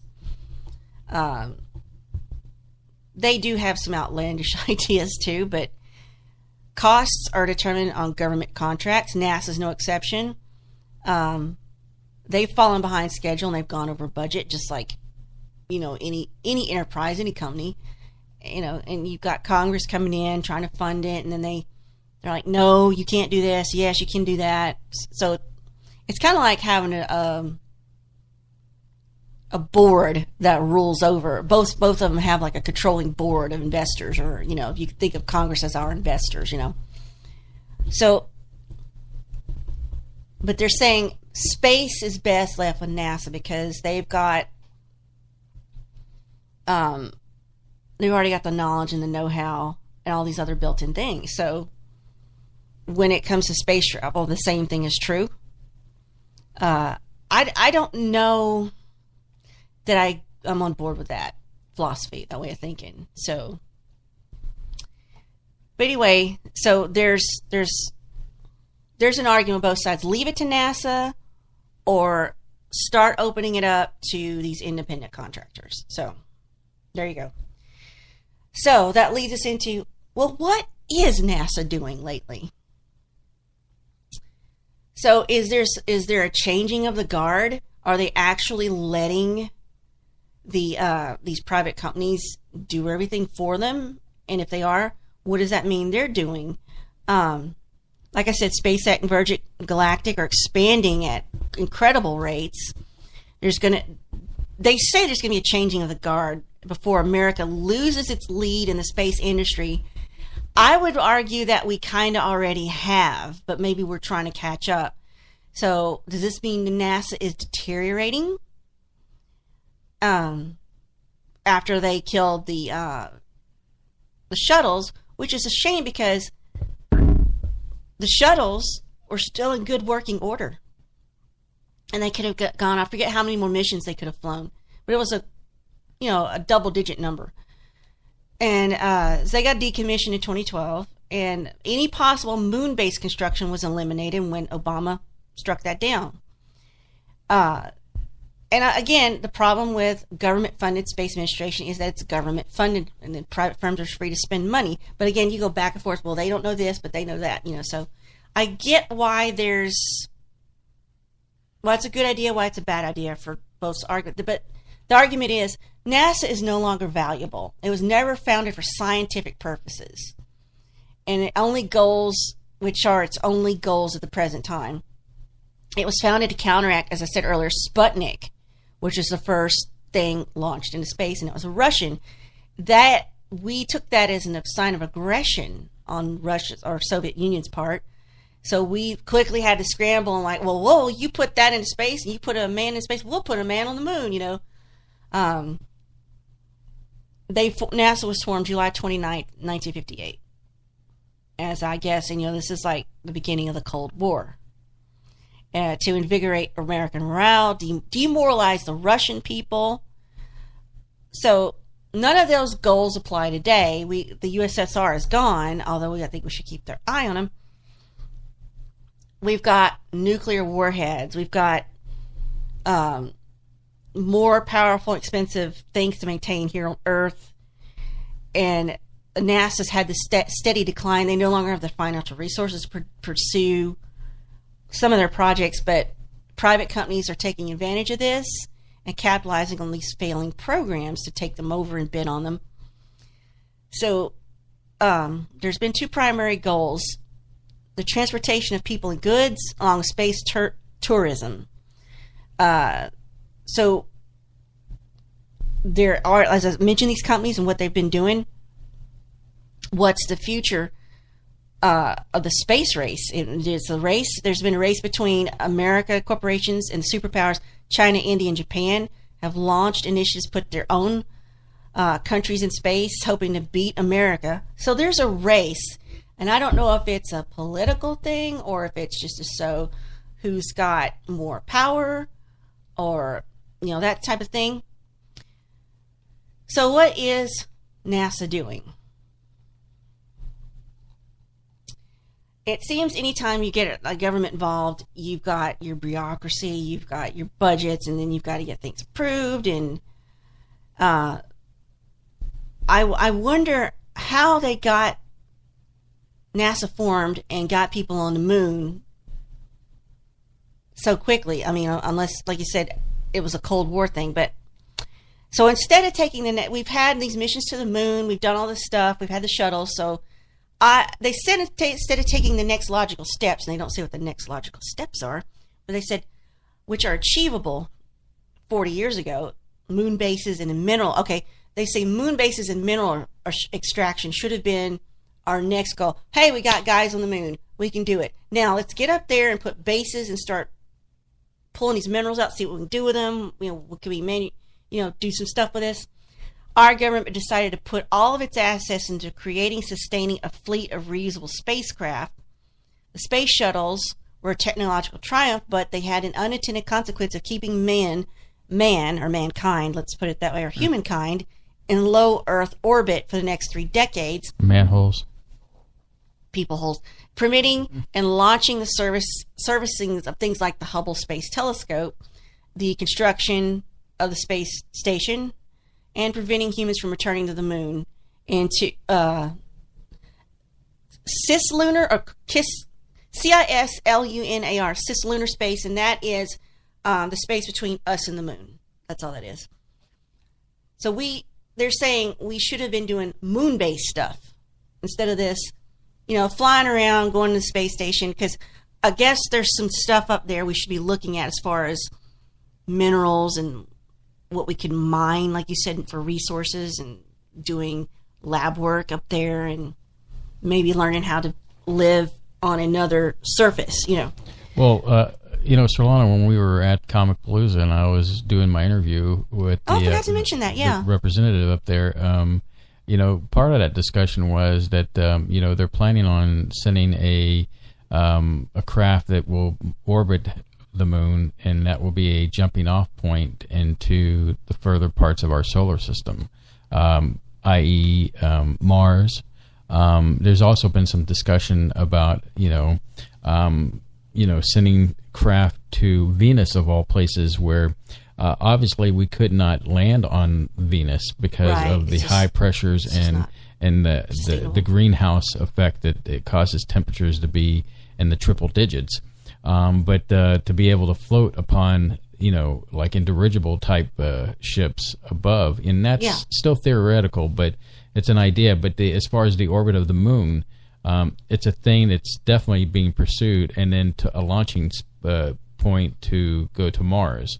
I think ultimately that's what they're trying to do, is get to Mars, and that's why you see all these reports, one after another, coming more recent about Mars, about it being wet, and about the different things that they're finding there. So, that launching point, it has, I agree with you in the sense that it's been too long since we've put our feet back onto the moon. Yeah, we haven't been there. It's been, I think, the 70s since we landed on the moon with the ending of the Apollo missions, and it's a crime, if you will, to think about it. Like, hey, there's really nothing here. It's boring. No atmosphere. The thing is that not worth going back. Maybe at that time, I don't know what the mindset is. That at the time where we just don't have the technology to spring forth to go from the moon to Mars, but what should have been is that the moon should have been settled with bases,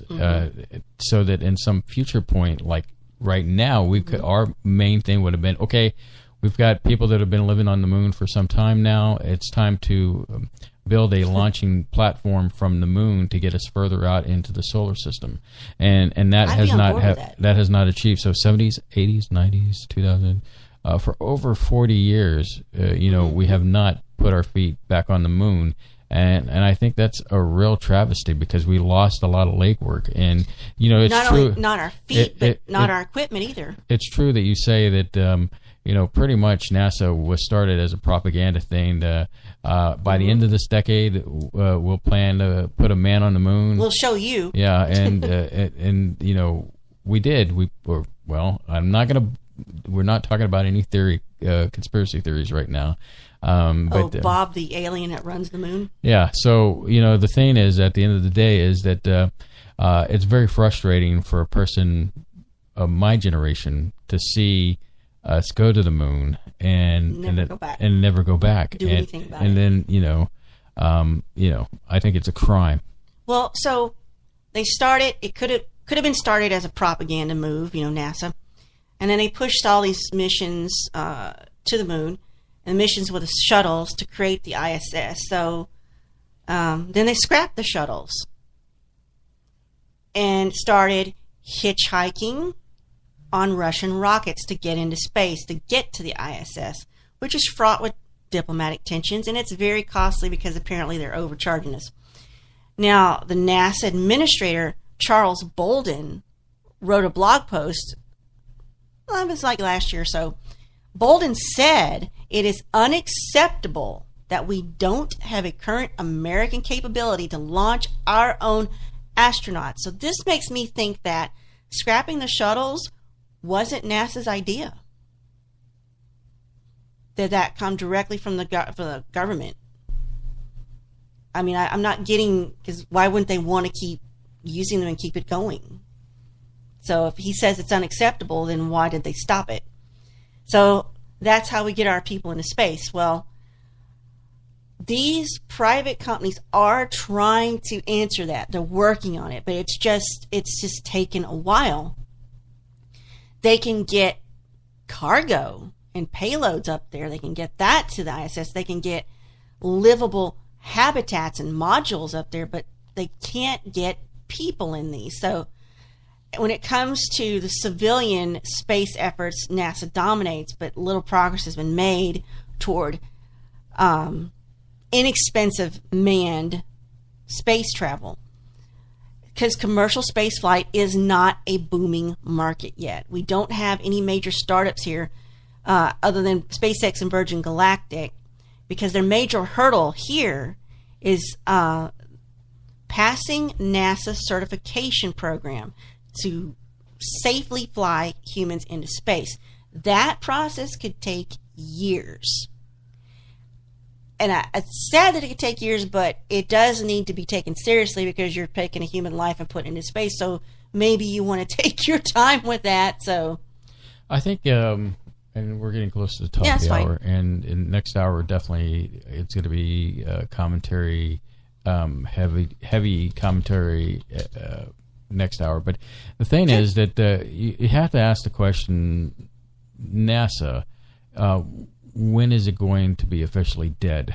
And as we move forward, based on the conversations we've had tonight, Surlana, is that as we move forward with the commercialization of space, it's going to leave less room for what NASA will be doing, supposedly sending satellites and, because that initially you have the government coming in, and when I say the government, I'm referring to NASA, doing the initial legwork, if you will. And usually in a lot of government-funded things that they start, get handed off to the commercial sector to see how it can work into our everyday lives.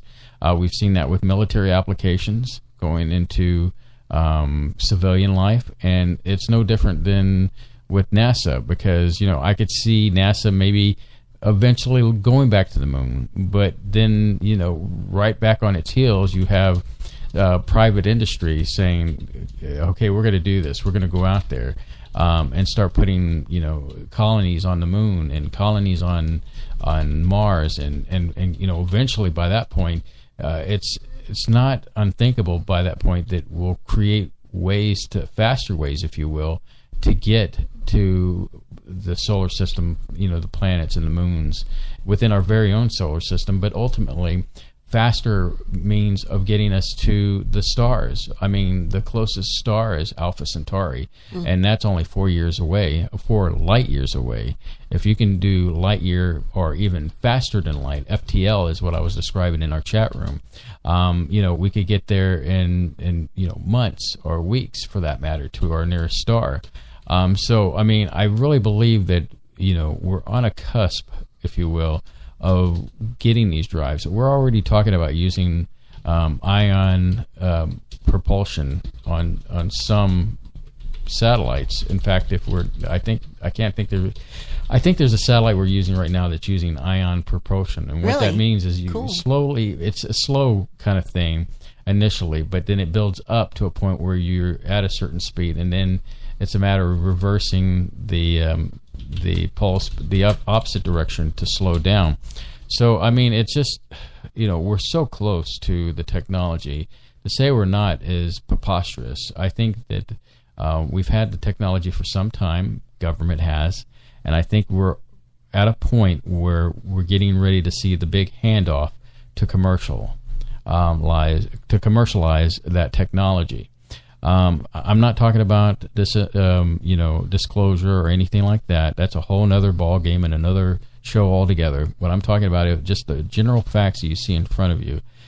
Clearly, you've always seen where the government has come in and they've developed and made the first baby steps into whatever direction, and then eventually that thing is handed off to commercialism, and then finally it's ultimately you have Joe and Jane Smith take that technology and do it for themselves, out of their backyard. So, that's many years down the road, but ultimately, mom and pop will be heading into space just like the big boys, and, it'll be common. So ultimately, that's what I see the future as far as coming up. And here, speaking of the future is upon us. We're at the top of the hour, and you're listening to Spaceboy Universe. I'm Spaceboy, she's Surlana, and we will be right back after this. This is Patrick Scott Spore, and you're listening to Spaceboy Universe.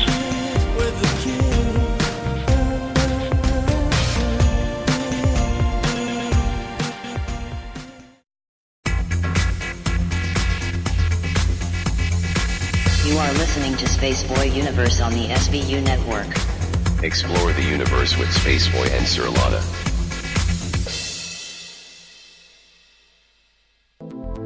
Greetings, Space Cadets. Let's see what's in the sky tonight in the Spaceboy Universe. Tonight, in the eastern sky, we have Spaceboy Universe rising above the horizon in glorious splendor. And in the west, we can see Surlanus Majoris, which is visible at 9 p.m. Central Standard Time, just below the K28 belt. So keep your eyes on the sky and listen to Spaceboy Universe.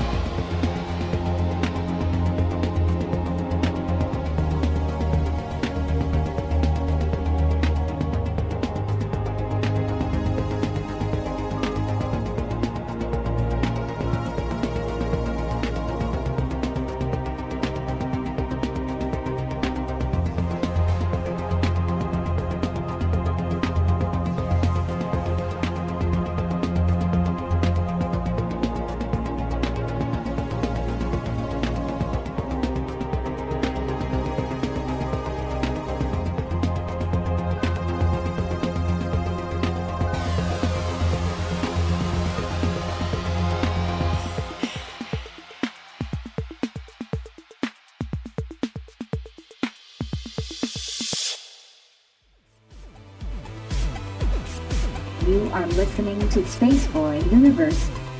Here are your hosts, Spaceboy and Surlana. All right. We are back. And so, Surlana, you got a few more things that you were going to talk about? What's our future in space? We're going to try to wrap this up. The privatization has begun, whether it's going to take over or not. The good thing about it is what it could do is it could take the grunt work, the cargo hauling and payloads and whatnot, and that would free up NASA to explore their, since we're not putting guys in space, we're got our eyes on these other prizes like Mars and whatnot, so they could be developing ways to get us to Mars, where these companies could, okay, well, we'll take over these, you need to get some equipment to the space station, we'll do that for you, so they could, NASA could do their more grandiose things. So another thing is space tourism is a thing, and more is needed, but it's not, because it's pricey to get in space. You got some money. So in order to do that, let's say it's $250,000. But the problem with space tourists is astro sickness, and that comes from a warning from actual NASA astronauts. So you're going into space. You've paid an enormous amount of money, and you're sick during the first day or so, or somebody throws up and it just ruins everything. So it's not like riding in a commercial airplane. So your first moments are not always your best. You've got all those G-forces to overcome. It's hard to breathe.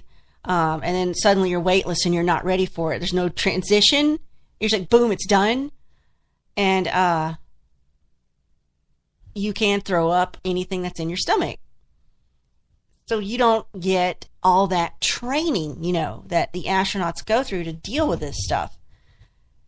So it's just,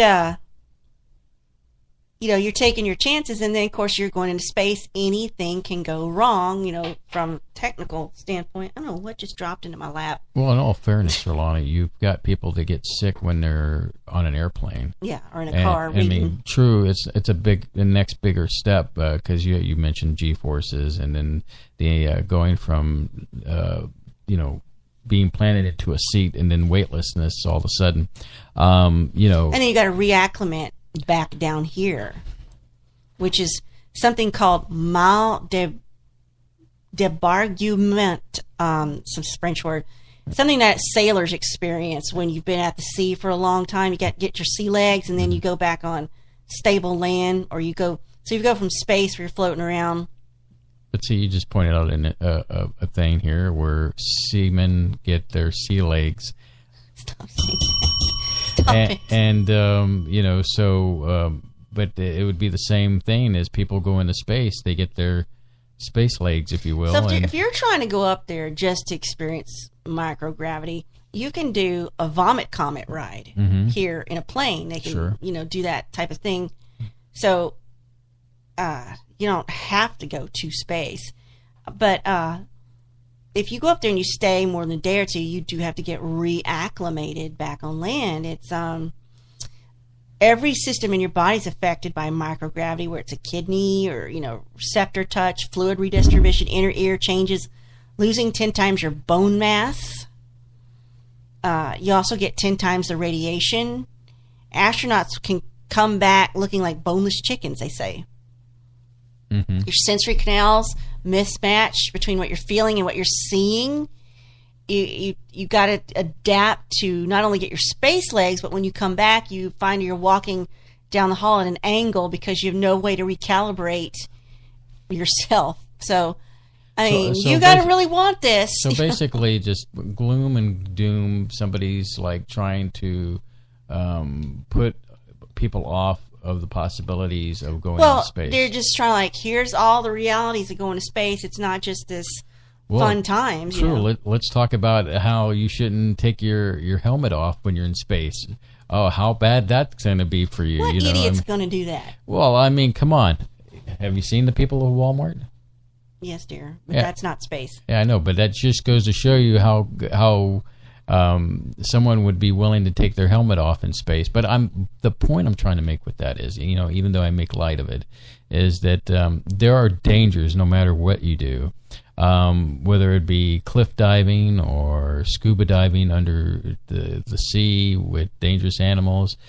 There is dangers everywhere you look. It's quite like a danger zone, if you will. So life is dangerous. Yeah, so we can't be strapped in our chairs and with duct tape and hope that nothing's going to hurt us. I mean, there are going to be those who are going to be winners and there's going to be losers. You're going to go in space, you might not experience anything as far as what these scientists are saying, and then there are others that will lose out and puke their guts up, and one bone will be shorter than the other when they come back to Earth. What about space madness? Oh, there's always that, space madness. Knows it's space madness. So, again, let's go back to what is NASA doing? Well, I went to their site and looked at all their missions, current and coming, their official word, and I read it. I'm like, well, this is boring. So I looked at another site. It's still a NASA site. What they're doing right now is they're looking at microbes to see airborne and surface-associated populations of microorganisms aboard the International Space Station, because that's what the space station is for. It's a big lab. It's a laboratory. They're also looking at, they've got something called the Fruit Fly Lab, long-duration spaceflight experiments aboard the ISS to study the fruit fly. I don't know why they need to study the fruit fly in microgravity, but Micro 5 is investigation. It studies how microgravity alters the infection process between host and a pathogen. Now that is interesting. So if you've got little to no gravity, can you still get an infection? Does it slow down? Does it not spread? That's really interesting. So what are the cellular, molecular, immune response mechanisms that play a role in the disease process of microgravity? That's pretty cool. T-cell activation and aging. So they're going to look at the T-cell, how when it's activated and aging, to see the genetic and molecular mechanisms that underline diminished T-cell activation, and that both occurs in the aging process, also in astronauts. And bioculture stuff. They're going to do biology research on the ISS that supports short and long-term duration studies involving culture of living cells, microbes, and tissues. Because, like I said, the ISS is just one big lab. So I'm not saying that's the only things they're doing, but that's part of them. But if you go to their missions, they have missions ongoing for ISS, the Hubble Space Telescope, Mars Curiosity rover, TESS exoplanet mission, Juno mission to Jupiter, InSight Mars lander, low boom flight demonstration, exploration mission 1, the James Webb Space Telescope, which I hear is supposed to sort of take over Hubble, and New Horizons, Pluto and beyond. So they're busy, they're doing stuff, but if you want to just stomp your foot and go, well, they're not going to the moon, you could say that too. Other things that are going on. There's something called ALASA, Airborne Launch Assist Space Access. Fancy way to say firing a rocket from the back of a plane. So one of the main things that's so expensive about launching into space is you got to do it from the ground. Gravity. Yeah, you've got to overcome gravity. Well, what if you could just put it on a plane and get as high as you can in the atmosphere and just then shoot it off the plane? So DARPA's trying to do this. They're working on a version of this, and they hope they get a prototype within the next 2 years. They could fire satellites weighing up to 45 kilograms or 100 pounds into orbit and be able to operate it in any major runway on Earth. That's interesting. Skylon. Now, this is a project by a UK company. reaction engines to create a jet that can fly into space. So why not? Listen to this, a giant fishing net. Space debris is a big problem. Like I said, there's a lot of crap up there. It's looking just as dirty as Earth, our landfills.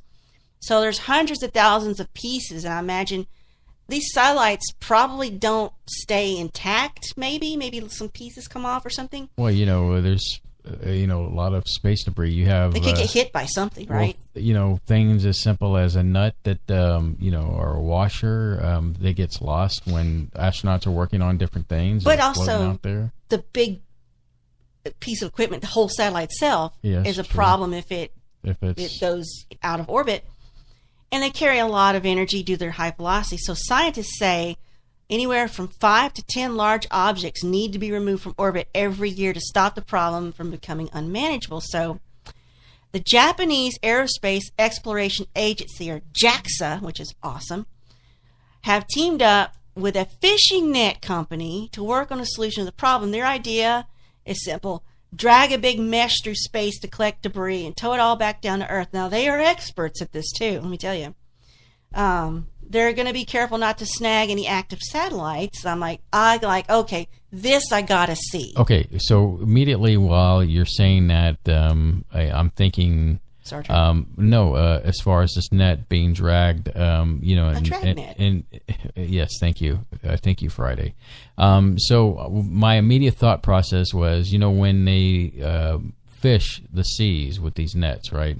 And they obviously catch a particular type of fish, but then there's always fish or other animals that get caught in a net. Yeah. So to say 100% that they're not going to catch satellites that are bad. I mean, in other words, good satellites get caught into this net, and to say that they're not going to catch the dolphins of satellites. Yes, dolphins. And so we are weird people.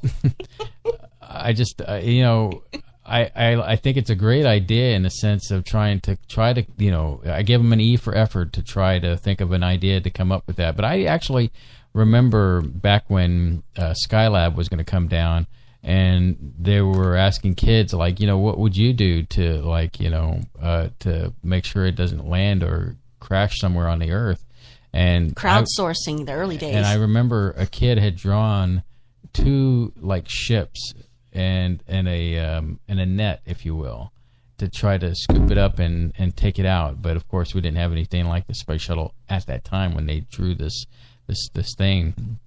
But I don't know, the net, good and bad. It's odd. It's because it's so simple. You're like, how would that work in space? Now another thing is they're thinking about the first private moon landing. So we aren't going to the moon. Other governments are going to the moon. Now, when I say they're going to the moon, they're sending equipment up there and just little rovers and looking around. They're not sending people. So the Google Lunar X Prize is an award of $40 million offered by Google for any private organization that can safely land a probe on the surface of the moon by the end of 2015. Well, we've already passed that. They're trying to get some interest drummed up in this country and going back to the moon. So apparently it hasn't happened. But so they need to start that competition up again. Now, 3D printing. We've got that now, and it's making a big impact on our lives in ways I don't think we could have foreseen. So it shouldn't come as any surprise that NASA plans to send a printer of this to the ISS and help them manufacture useful items. Well, isn't that a brilliant idea? Well, I'd kind of like to see how the lack of gravity affects the 3D printing. Well, they've contributed to this. That's an awesome project, essentially a giant 3D printing robots designed to build massive installations in space. Imagine that.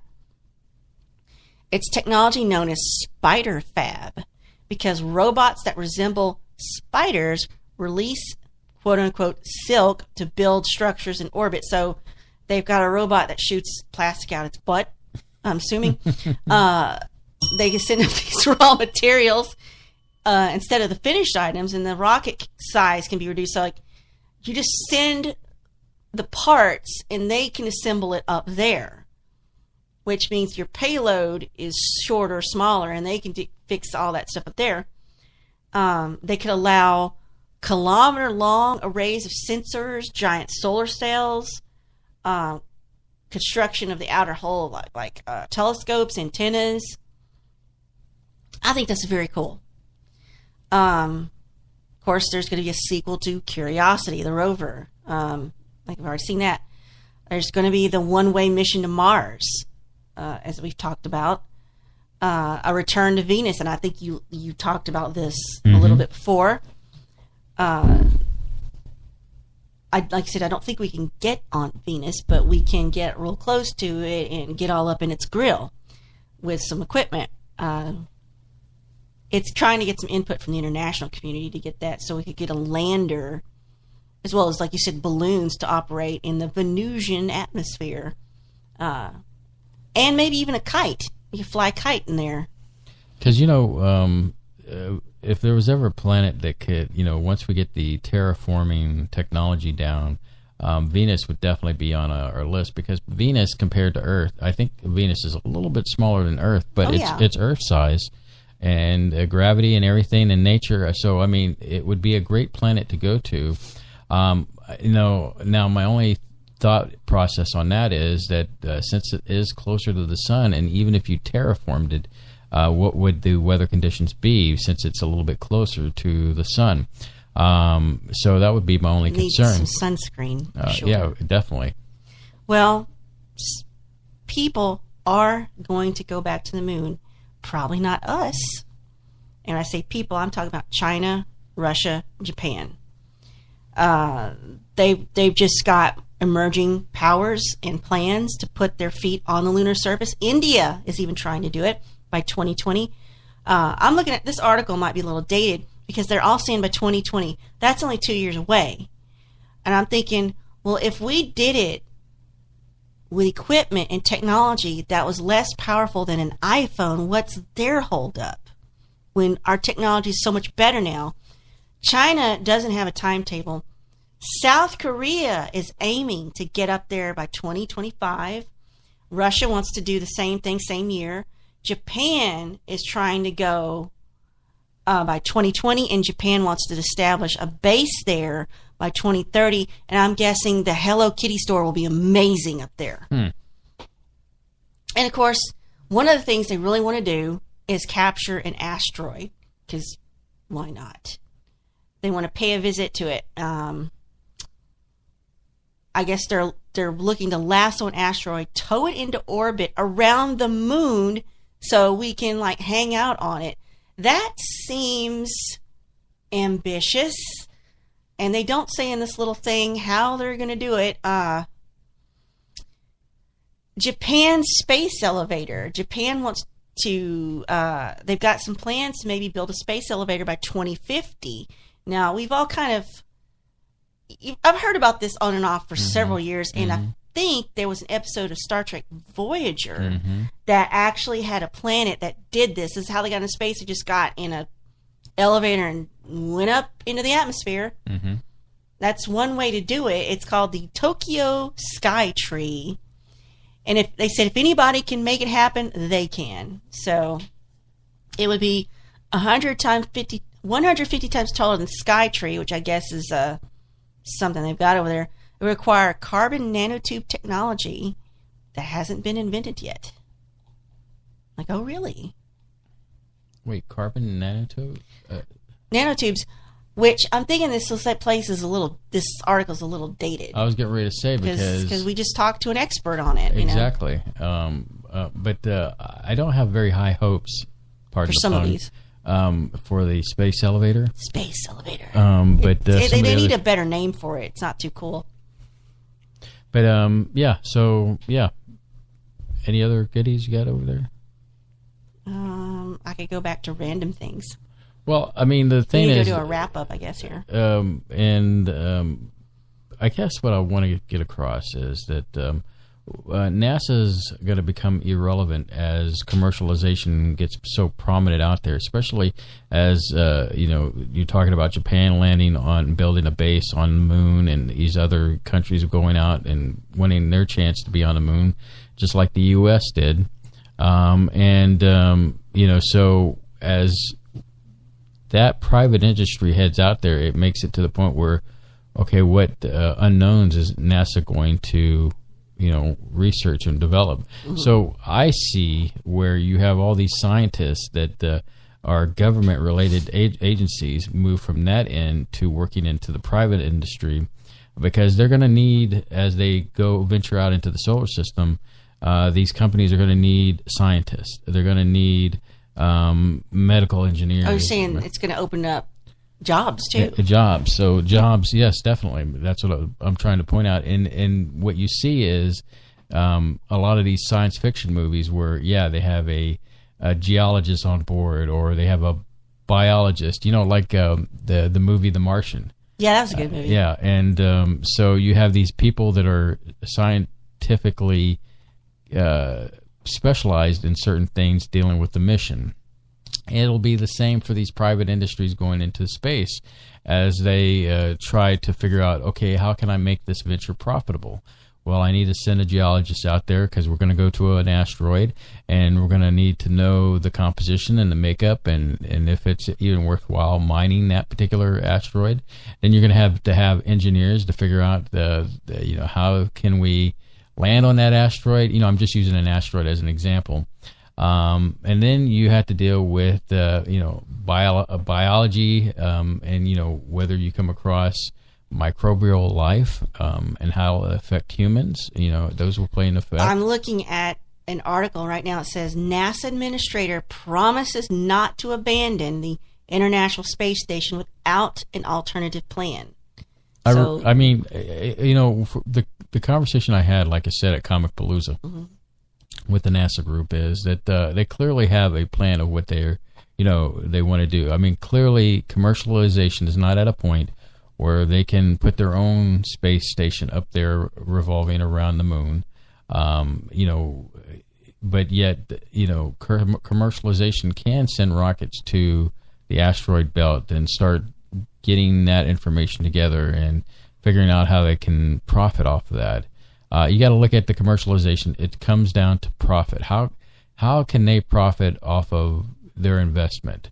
That's what commercialization is all about. Yes, it's got to make money. Whether it's entertainment factor, whether it's pulling these resources like I discussed earlier, and then another way, it may not be humans they initially send for commercialization into deep space.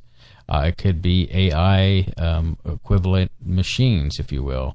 Like Virgin Galactic is testing their passenger. They've got people on it, but they're testing their touristy space plane. So it's happening. For right now, you're going to see the near Earth uses of this technology for people going into space near Earth. Mm-hmm. Once they establish a solid base, it's been there for a while.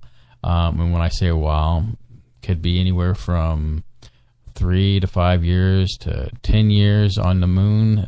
That would be ultimately the next big jumping part for entertainment, for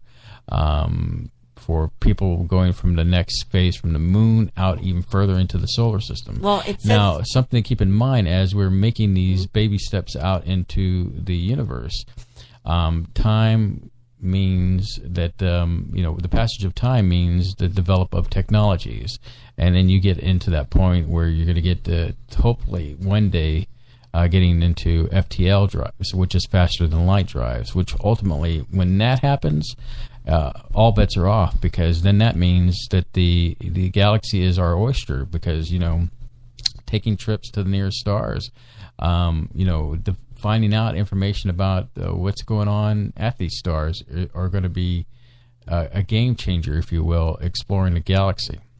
Well, Trump says he's got a plan to privatize the ISS by 2050, but they're saying it won't work. NASA says, the Inspector General of NASA says it won't work. And we just covered that, where that these companies don't have the money and the funding the way NASA has the money behind him.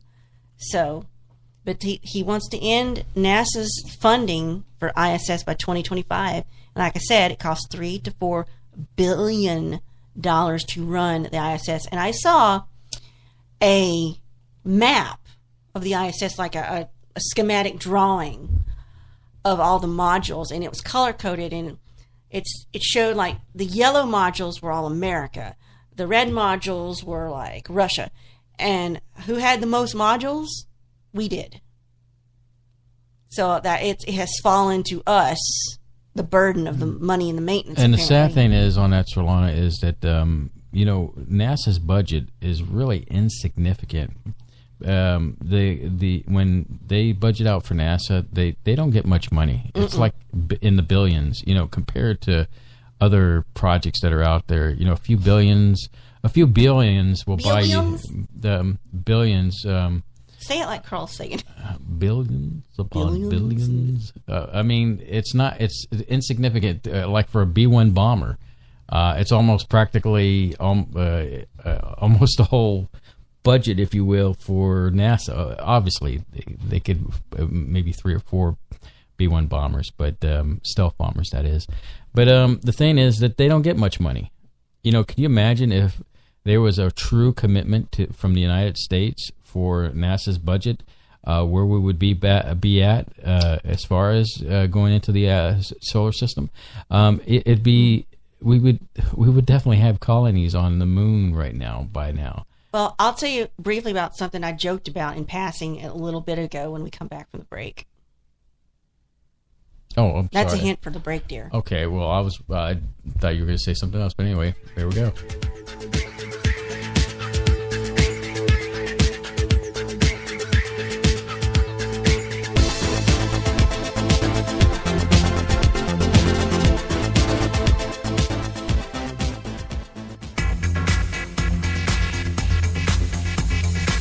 You are listening to Spaceboy Universe on the SBU network.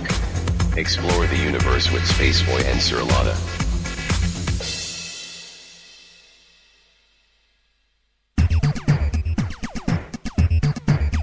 Get your game on Spaceboy Universe.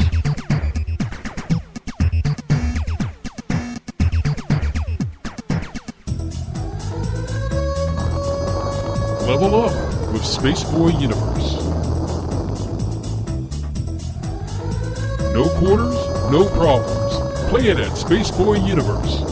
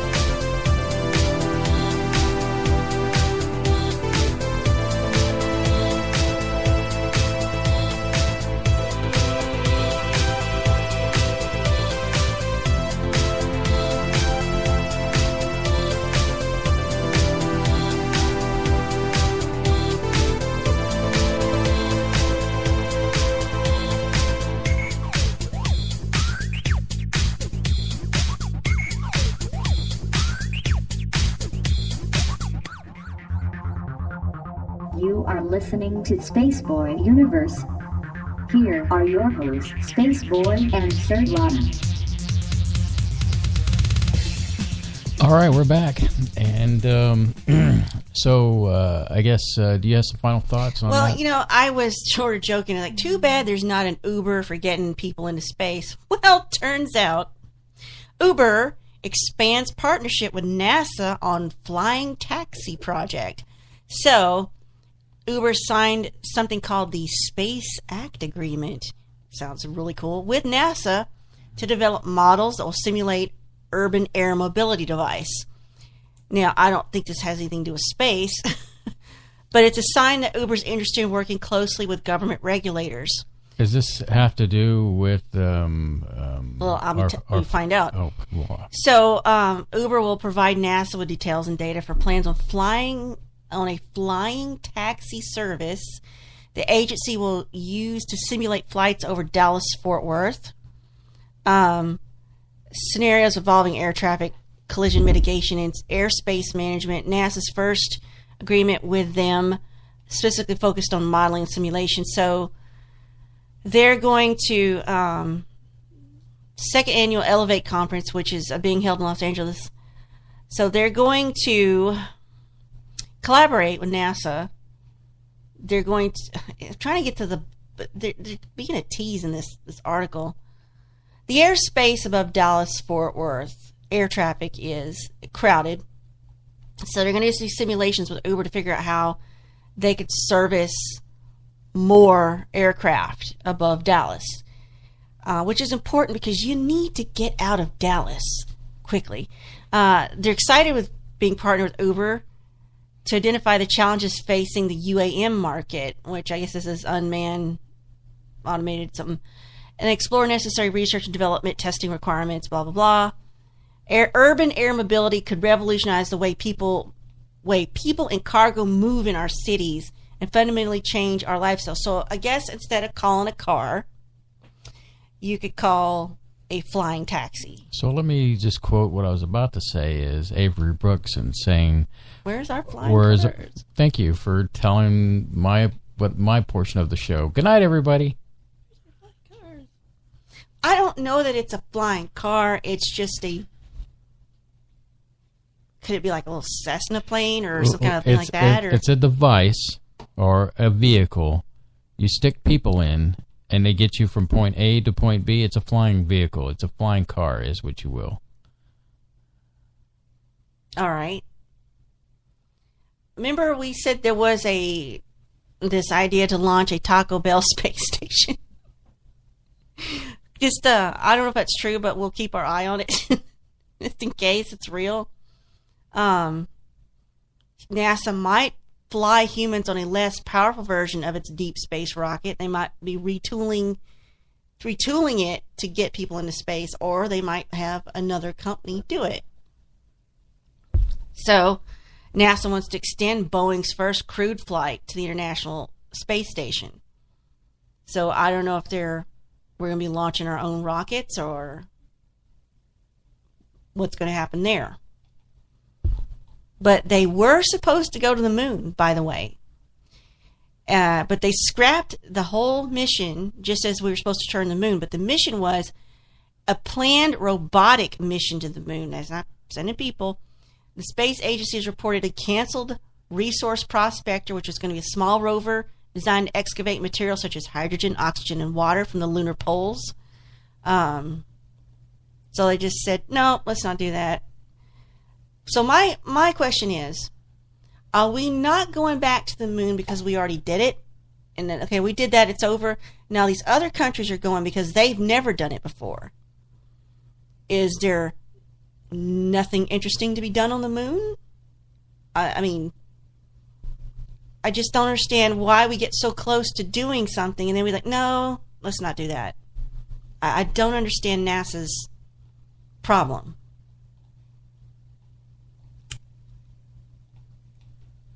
Oh, you're asking me? I thought, you were on a rhetorical questioning. It doesn't make sense. Why don't we go back to the moon? It doesn't make sense. Why haven't we over the 40 years since we landed on the moon with the Apollo missions? Doesn't make sense.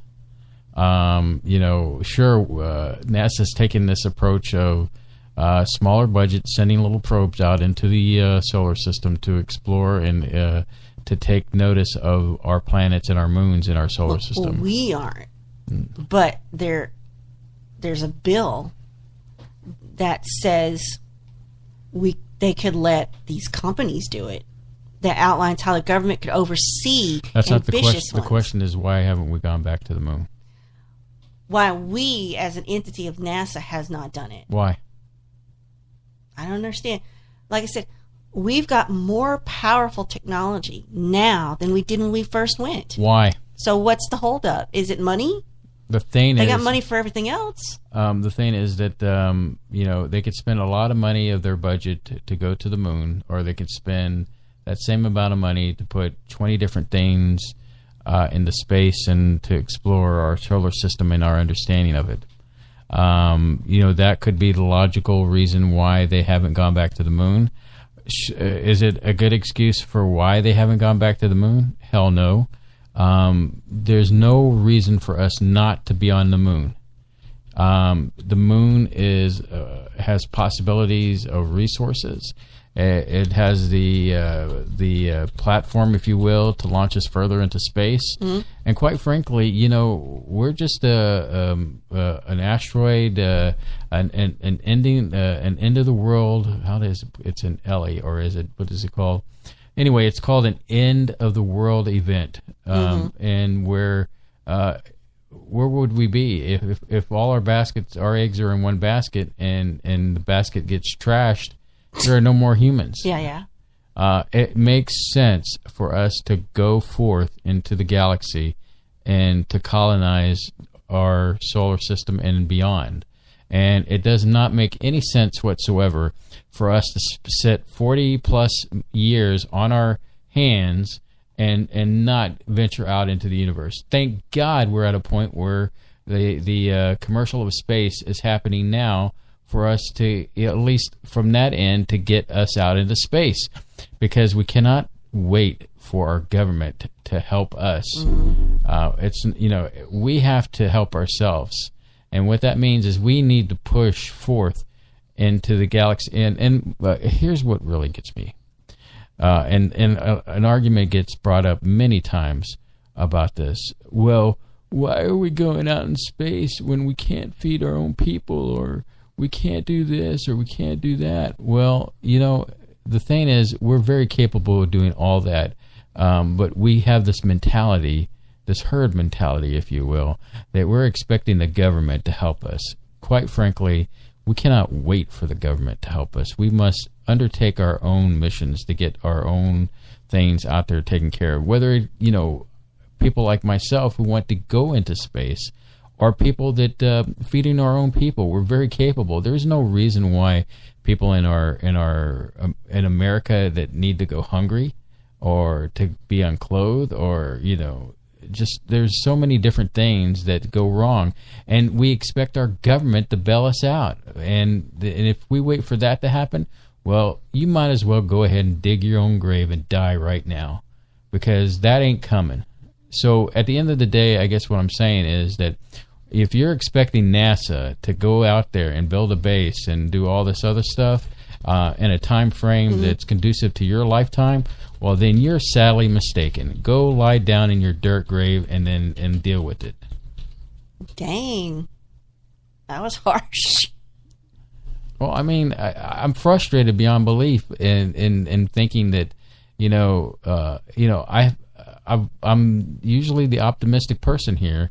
And and the thing is that I'm frustrated because, I thought by now, at my age, we would at least be on the moon with moon bases and stuff like that. And what pisses me off is that I want the Star Trek future. I want to be able to live in harmony and to explore and to get out and to know our universe. And I'm just tired of this,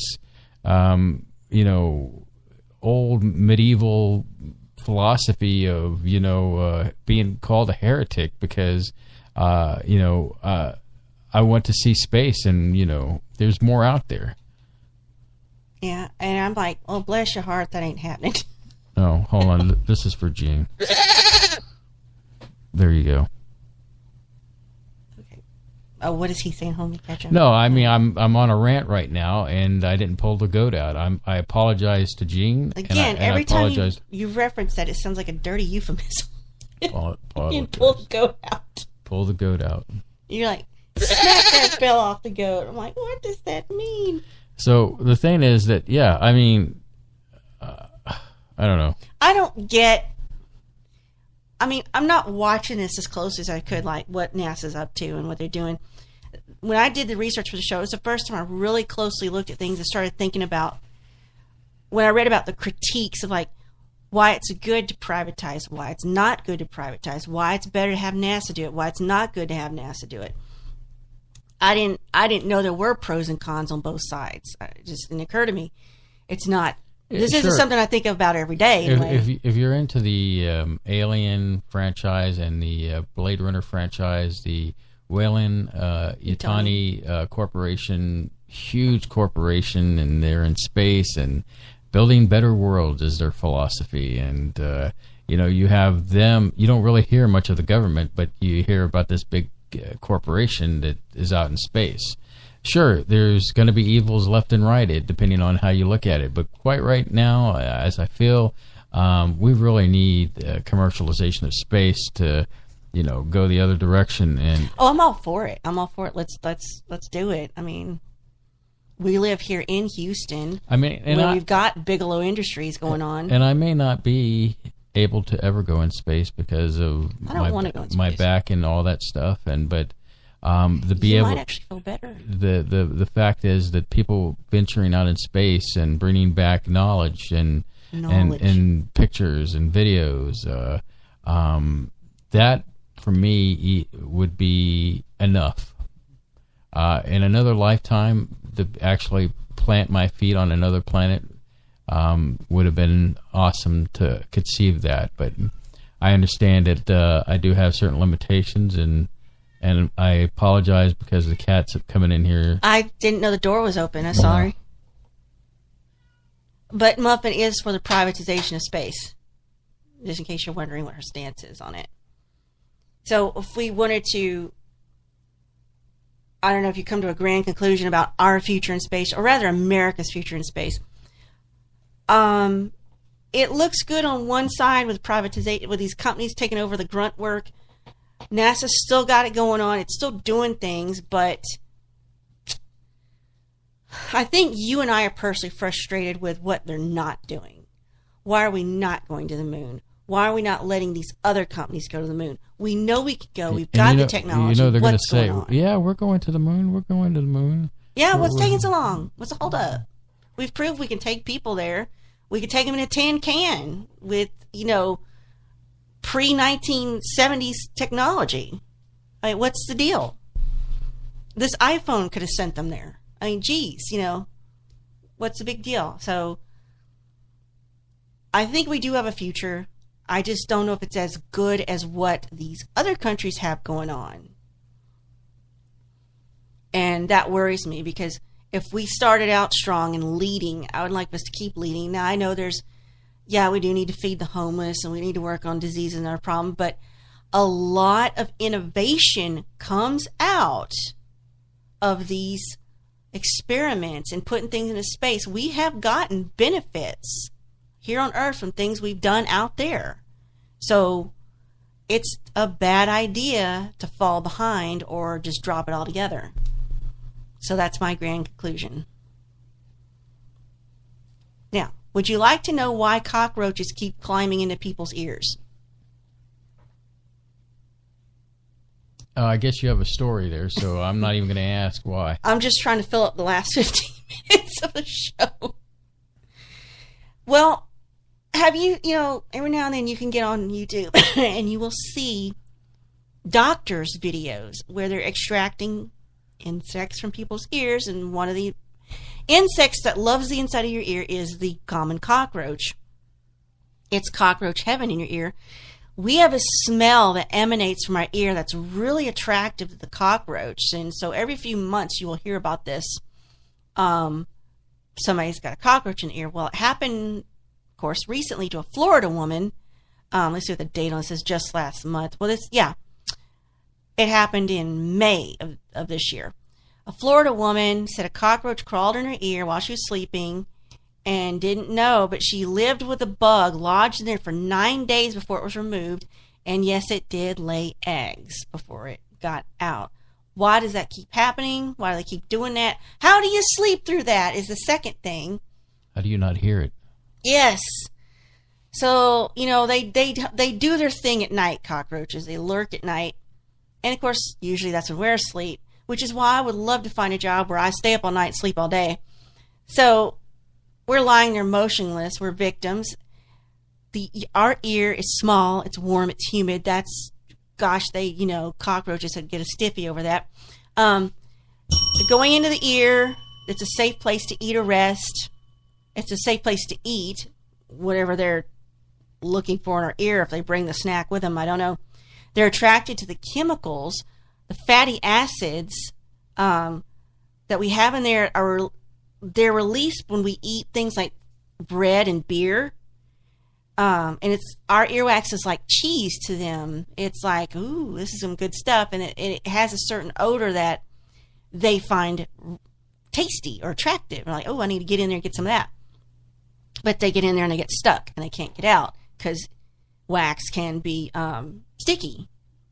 Not all earwax is, but for the most part. And it survives because, my gosh, that's what cockroaches do. They're survivors. They can go a week without food and water, and sometimes they can go without their head.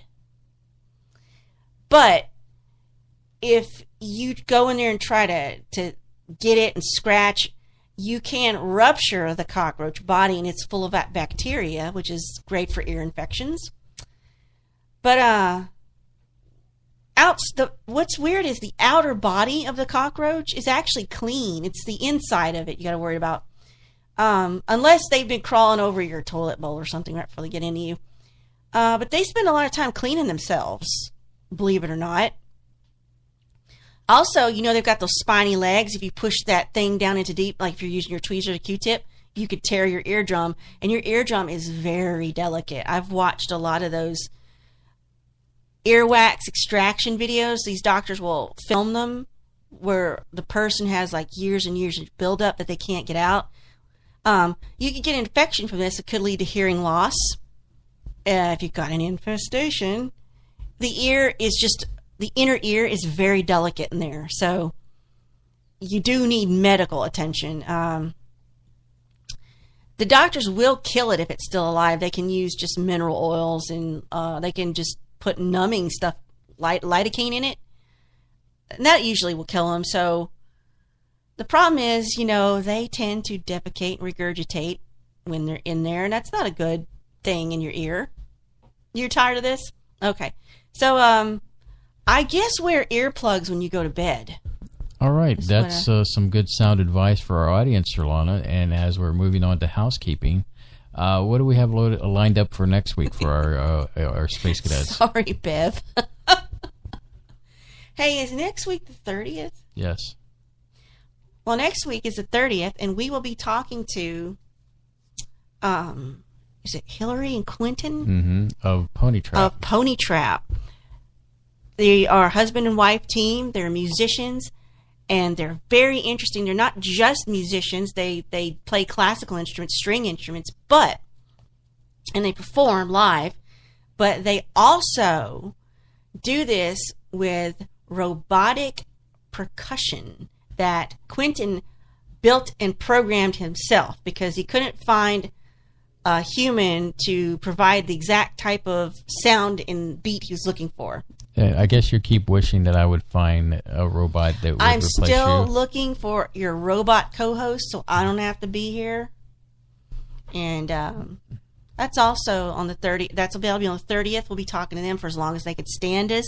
We did a pre-interview with just Quentin, and that was a lot of fun. He got to know us a little bit. Mm-hmm. And they are going to be at Houston Maker Faire in October, so we'll get to see them. They're going to perform. And hopefully I'll take some video of that if that's okay with them. And I'll put that up on our YouTube channel and you can see what we're talking about. But you can go to ponytrapmusic.com and go check them out. They have a YouTube channel and videos, and you can see what we're talking about. Get ahead of the game. Find out who our guests are. Explore, and that way when they come on, you'll have questions, and we can ask those questions via the chat or later on in the evening. Yeah, get them take ready. Phone calls.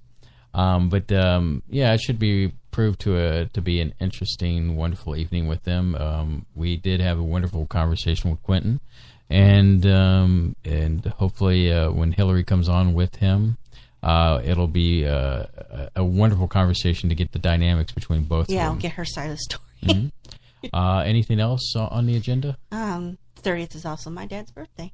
Speaking of birthdays, happy belated birthday to Space Cadet Bob. He's a little under the weather tonight. We wish him well. Oh, yes. I hope he gets a speedy recovery, but happy belated Bob, your birthday. Happy belated Bob. Let me rephrase that. Happy birthday. Hope you're okay, Bob. Bob, you know how I can be. I am so sorry. Happy belated Bob. Wait, you got me. Happy birthday. Happy belated birthday. There you go. Happy belated birthday. I'm sure Bev is probably laughing getting somewhere. a hissy fit over this. But it's the thought that counts. And, we wish you a speedy recovery, Bob. Yes. I hope everything's okay. It's nothing serious. Anything else, Surlana?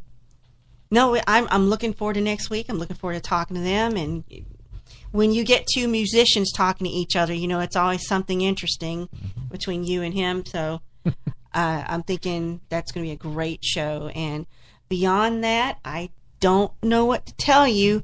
I have this notebook where I wrote down these ideas for show topics, and I lost the notebook. So there you go. I'm going to start using Evernote now. Well, hopefully that doesn't get lost. No, because it's an app. On that magical note, we will be here next week, my friends. So tune in, if you will, with the adventures of Spaceboy and Surlana as they explore the universe. So explore the universe with us, won't you? And we'll see you then.